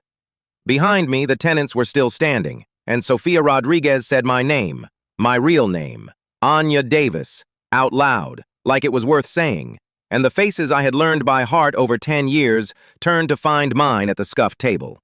I had spent 10 years learning their faces. Now, for the first time, they learned mine. Chapter 8. What the Words Are For. The gavel had been down for 4 minutes, and the room still hadn't remembered how to breathe. I stood at the scuffed table with my hand flat on the legal pad, the way I had stood at 1,000 tables in 10 years of being no one, and let the silence do the work I had spent a decade teaching it to do. 300 people who had spent the last hour learning my face were still turning it over, and I did not smile. Justice, when it finally comes, is not a thunderclap. It is paperwork. A clerk stamping a stay while a landlord's crew carries notices back to a truck, exactly as tailored as you make it. I had spent 10 years making it exact. Judge Cunningham set his pen down, the brisk dismissiveness he'd worn all week toward the aid lawyer gone from his voice. Ms. Wright, in 31 years on this bench, I have never watched an author explain her own law to the people who stole it. I don't expect to again. No, Your Honor. I don't expect you will. I laid my pen parallel to the pad and began, clause by clause, to collect the promise the powerful had made and hoped no one would ever come for. 11:20 a.m. They took Daniel Flynn out through the side door, the one they use when they do not want the cameras, and the cameras found it anyway. He had done it in writing, and it never occurred to men like Flynn that paper is the one thing that refuses to disappear. He had fabricated the ethics complaint against Chloe Adebayo with a fixer's confidence, a forged witness statement, a doctored timestamp, a chain of custody he invented and swore to. A lie signed under penalty of perjury and filed with a court is a crime, and I had the shredded original that proved the version he filed was stitched from a document that never said what he made it say. He would not go to prison for long, if at all. I had never wanted anyone in a cage, but every firm in the state would learn that Daniel Flynn put a forgery in front of Judge Cunningham and got caught, and no one hires a fixer who leaves fingerprints. I had shown the room the leverage had a name on it, and the name was his. Chloe found me in the hallway afterward. She had cried. The raw pink at the rims gave it away, but she was not crying now. She was furious, in the clean way the young are furious, the way I had been once before they taught me to fold it small. They almost took my license, she said, for doing my job. They took mine, for doing it better than they could. She looked at me the way people had all morning, trying to reconcile the furniture with the author. 12 years. You waited. I didn't wait. I picked a thread off her sleeve, my grandmother's habit. I graded. Grade. Chloe Adebayo. Pass. I had written it years ago, the first afternoon I watched her give her own lunch hour to a tenant who couldn't read the notice taped to her door. You can't see who someone really is until they've decided you're no one, and Chloe had never once decided the tenants were no one. 1 p.m. Marcus Vance tried charm. It was his instrument. He had played it for judges and cameras for 30 years, and it had never once failed to buy him the room. He caught me by the elevators, tall and silver and warm, his hand already extended. Ms. Wright, my God, what a performance. This is bigger than any one hearing. There's a conversation to be had, and I'd hate for it to happen in the papers when it could happen over lunch. There is no conversation, Mr. Vance. There's always a conversation. Not after the kickback. I watched the charm freeze on his face. I had the wire records. Vance had taken a personal payment from Meridian to fast-track the eviction, money that never touched the firm's books, and turned every motion he'd filed into a fraud on the court. I had reported it to the bar that morning, before the hearing, while he was still adjusting his cufflinks and thinking of me as the aid situation. Marcus Vance would keep his freedom and lose the only thing he had ever actually valued, the room's belief that he was the most respectable man in it.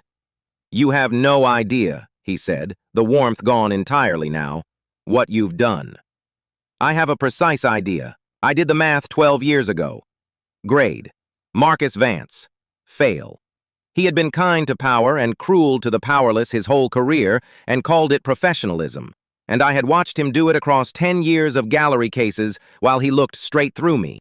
I wrote his grade the first time I heard him call a night shift nurse the noise in Unit 4B. 2:40 p.m. Valerie Price did not try charm. She had never learned it. She had only ever learned status, and status was the thing I had just taken from everyone she had staked her worth on. I found her in the conference room off the gallery, alone, staring at a phone that had stopped ringing. She had spent the case calling me the charity lawyer, loudly, so the partners would hear her draw the line between herself and me. Now the line had dissolved and she stood on the wrong side of nothing. You'll lose your standing on the eviction filings, I said from the doorway. You signed 3 of them. The court's going to want to know what you knew about the doctored complaint against Ms. Adebayo. I didn't, she stopped. Started again, smaller. I didn't know all of it. No, you knew enough to look away, and you looked away because looking away is how you climb. That's not a crime. It's just a choice you'll have to live with in a smaller office. She flinched. She had been in the courtroom, the first face to go pale when the truth landed, a beat before the men. And now, in the empty conference room, she did the thing I had not been certain anyone at that firm still had left in them to do. She reached into her bag, put a folder on the table, and slid it toward me. "It's Denton's, the original credit memo. He kept it. I think he liked knowing it existed, that he could prove to himself he'd won. He had me refile the archive last spring, and I saw it and made a copy because I thought it might matter someday." Her jaw worked. "It has your name on the draft, the real name, before they scratched it out." "Why?" I said. "Because you read it aloud. In there." She gestured toward the courtroom. "Nobody at my firm had ever read the whole thing. We built a machine on a law none of us had actually read. You read the whole thing, for 10 years, at a scuffed table, for people who couldn't pay you." I took the folder. Grade, Valerie Price. I left it open. Some examinations aren't finished when the bell rings. She flinched first, and she handed over the proof. And a woman who does the right thing only at the end has still done the right thing. I let her keep taking the test. 4:15 p.m. David Miller did not come to me. Men like him never come to you. They summon. I let the market do the summoning for him. He had handed me his coat once, without looking at me, the reflex of a man who assumed every unremarkable woman in a courthouse was there to hold his things. I had held it. The Meridian scheme was built on leverage, and leverage is a rope you hold at both ends. I was standing on the far end of his.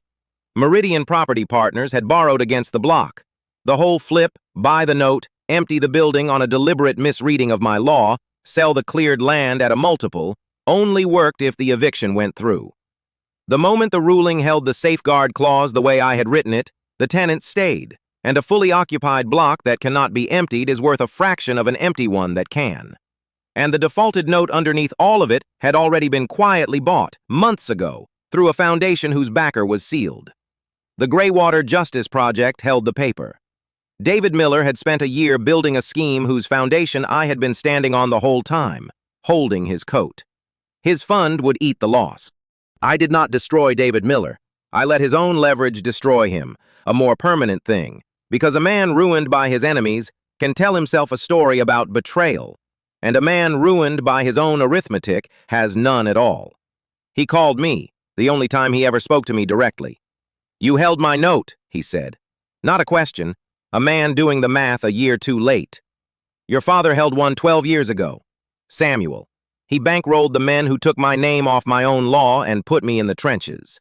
Bury the maker, own the meaning, sell off the powerless. That was his playbook. You ran it again, at scale, on a whole block of people who couldn't pay a lawyer. You should have read the clause underneath, Mr. Miller. Your father never did either. It's the part where the powerless are, the part that was written for exactly this. You planned this, all of it, for 12 years. No. I graded, and then one morning you handed me your coat, and I decided the grade was final. Grade.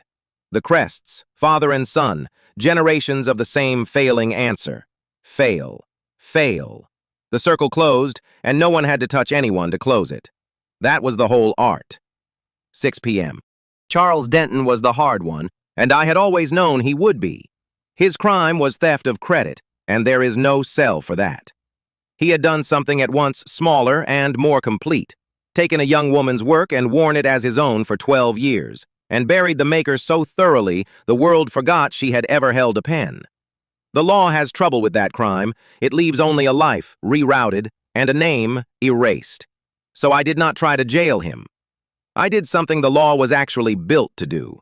I gave him back the record. The bar opened disbarment proceedings within the week, not for the theft, which they could not reach, but for the fraud on this court. The reading he had argued knowing he never understood the statute. That was enough to end his practice. But it was not his sentence, just the paperwork. His sentence was the record itself. I had held the drafting archive and the intent memo for 12 years, and now I filed them, and the clerk of the State House began striking the myth and restoring the maker. Every treatise that credited the Reed Act to the legendary J. Reed would carry a correction. Every law student would learn the name Anya Davis. And Charles Denton, who had built his whole self on being the man who wrote the most important tenant protection law of his generation, would spend the rest of his life watching his name lifted off it, addition by addition, replaced by mine. In front of the bar committee, on the record, I asked him the only question that mattered. Mr. Denton, did you write the Reed Act?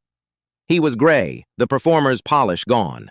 He looked at me, really looked, for the first time in 12 years, at the drafter he'd buried, and understood that the sentence was not the disbarment.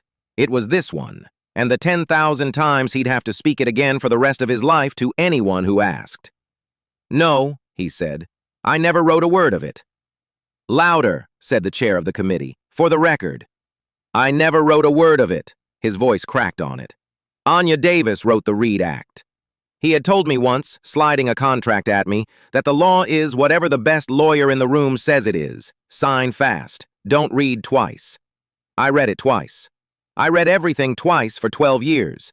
And now the best lawyer in the room had said on the record, under oath, that he never wrote a word of it. Grade, Charles Denton. Fail. The last entry and the oldest. I closed the ledger on him, 3 weeks later. The block stayed. That is the sentence I had wanted to write for 12 years, and I would not dress it up. 340 residents, a tenants association run by a night shift nurse named Sofia Rodriguez, who had a way of saying, our homes, that made the phrase sound like a statute. They stayed. And then, because a ruling only protects you until the next meridian comes along, we put the whole block into a community land trust, tenant-governed, unflippable, permanent. The Greywater Justice Project, through the note it held, made the trust the owner. The rope I had stood on became the ground they stood on.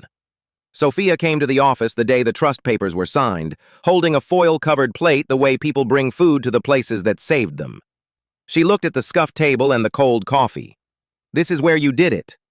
From here, I said. You could have had the marble lobby. I had a card table once, my grandmother's. She fought evictions with a typewriter and a folding chair and a stubbornness that outlived her. The marble lobby is where they lose track of who the law is for. I never wanted to lose track. I brought the Greywater Justice Project into the light that month. For 10 years it had been sealed, a backer no one could name, present everywhere and visible nowhere. The reason for the dark was over now. I took down the plain sign and put up the real one. The Ruth Harmon Legal Aid Center, Penelope Woods, maiden name Reed. My grandmother, who taught me that the law is a promise the powerful make and hope no one ever collects, and who died before she could watch anyone collect it. I had filed her name into the act as a pen name 12 years ago, a private tribute the world had misread into a distinguished elderly gentleman jurist, as the world always misreads a woman's name when a man's would be more convenient. J. Reed. They had built a myth on the misreading. I had let them, then taken it apart, and now the name went home where it belonged. I hung her photograph on the wall myself, Rose at her card table on a sidewalk in 1961, reading eviction notices aloud to a line of people who couldn't read them, her chin up, unimpressed by anyone's marble. Under it, on a brass plate, I put 5 words. Ruth Harmon, author of the Harmon Act. She had not drafted a clause of it. She had authored every word of me. Arthur Jones found me in front of the photograph the evening we hung it, turning his glasses in his hands the way he did when he was working up to something. I have to tell you a thing, counselor. He had always called me counselor, the one man in that courthouse who did, when everyone else called me the aid lawyer or nothing at all. Say it, Arthur. I clerked the committee. He said it to the photograph, not to me. 12 years ago, the session where the Reed Act was written. There was a young drafter, brilliant, wrote a safeguard clause so clean it made the senior counsel nervous, and I watched them take it from her, scratch her name off and put a man's on, push her out and call her difficult. And I said nothing. I kept my post. He turned and looked at me. I never forgot the drafter. I just didn't recognize her, grayer, in a cardigan, at a scuffed table, until you stood up in that courtroom and cited the clause underneath from memory, subsection and all, the way only the person who wrote it ever could. And I thought, she never left. She was here the whole time. And I said nothing again, for a year, sitting 10 feet from her. Somewhere down the hall, Elena was arguing cheerfully with a filing cabinet. I'm not asking you to forgive it, Arthur said. A man who kept his post while they buried you doesn't get to ask that. I'm telling you because you should hear your own name said by someone who watched them take it. Anya Davis. You wrote that law, and I've been sorry every day since. I looked at him a long moment. This careful, guilty man who had said, "counselor," to the furniture for 10 years, because some part of him could not stop treating a jurist like a jurist. "You just said it now," I said. "I did. 12 years late." 12 years late, he agreed. So did I. I could have stood up any time. I chose the hour. I let the smallest thing that was not quite a smile find my mouth. "We're both 12 years late, Arthur. Sit down. The archive isn't going to move itself, and I've held a grudge long enough to know it's heavier than a filing box and worth a great deal less." He sat down, and he had a good laugh when you finally earned it. Grade: Arthur Jones. Pass. Some people you grade on the answer, some on how long they carry the wrong one before they set it down and say it plain. He said it plain. The center runs now, and Elena Robles runs the docket, and God help the associate who mistakes Elena for furniture. She had recognized me first, months before the courtroom, a subsection cited from memory, an old State House photo captioned, "A. Davis, Legislative Counsel," and said nothing, and become my right hand. Now she sat at the front desk with a nameplate, Dolores Vega, Director of Intake. The people who run the docket run the world, and are thanked for it roughly never, and I was done with roughly never. "You've got to walk in at 11, she told me one morning, not looking up. "Eviction notice, single mother, landlord's counting on her not knowing the clause underneath applies to month to month. I already told her it does. Figured you'd want to say it in the fancy words." "That's my job, Elena." "It's our job." She looked up then, sharp and fond. "Counselor." Chloe Adebayo leads the tenant's rights practice now. Reinstated, her name cleared with the same slow machinery that struck Denton's off the act, and then handed the thing she'd nearly been destroyed for wanting. A real practice. The authority to fight the fight she'd been fighting on borrowed time and other people's contempt. She is better than I was at her age, which is the highest thing I know how to say about anyone. I mentor her the way Rose mentored me, by handing her the hard file and disappearing before she can ask how. Last week, she came into my office holding a statute, frowning at a sections. "There's a clause underneath the obvious one," she said. "Buried. It changes everything. But you'd only find it if you read the whole thing twice and asked who it was written to protect. Who writes like that? Who hides the most important thing in the part nobody reads for the cameras?" I looked at her, young me, reborn, gifted, made visible now, with her name on the door of a practice that was hers. The next hidden author, pulled out of the shadow before the shadow could keep her. "Someone who knows where the powerless are," I said, "and knows the powerful never look there. You write the safeguard into the clause underneath because that's the one place they won't think to read, and the one place your people will need it most. You hide the mercy where it's needed, and then you wait." I handed her the file. "And you grade." She took it. She is learning to grade, the last thing I have to teach and the first thing that matters. I still take one case a month myself. I don't have to. There is a director now, and a name over the door that means I could sit in an office and sign things and be, at last, someone. I don't. Once a month, I clear the calendar and take a walk-in. An eviction notice, a wage claim, a woman with a folder of papers she's afraid to open, and I sit at the scuffed table, cold coffee and legal pads and fluorescent light on old bindings, and I read the whole thing twice, and I find the clause underneath, and I say it in the fancy words. Sometimes at midnight, when the only sound is a pen on a pad. That is the hour I trust, the hour that never lied to me. He was right, in the end. Charles Denton. The law is whatever the best lawyer in the room says it is. So I stopped letting them be the best lawyer in the room. I put the meaning back where it belonged, not in the loophole they read for the cameras, but in the clause underneath, where the powerless are, where no spotlight ever reaches. You find out what a law is really for at midnight in an empty courtroom, when the gavel is down and only the words are left. So am I. Pass.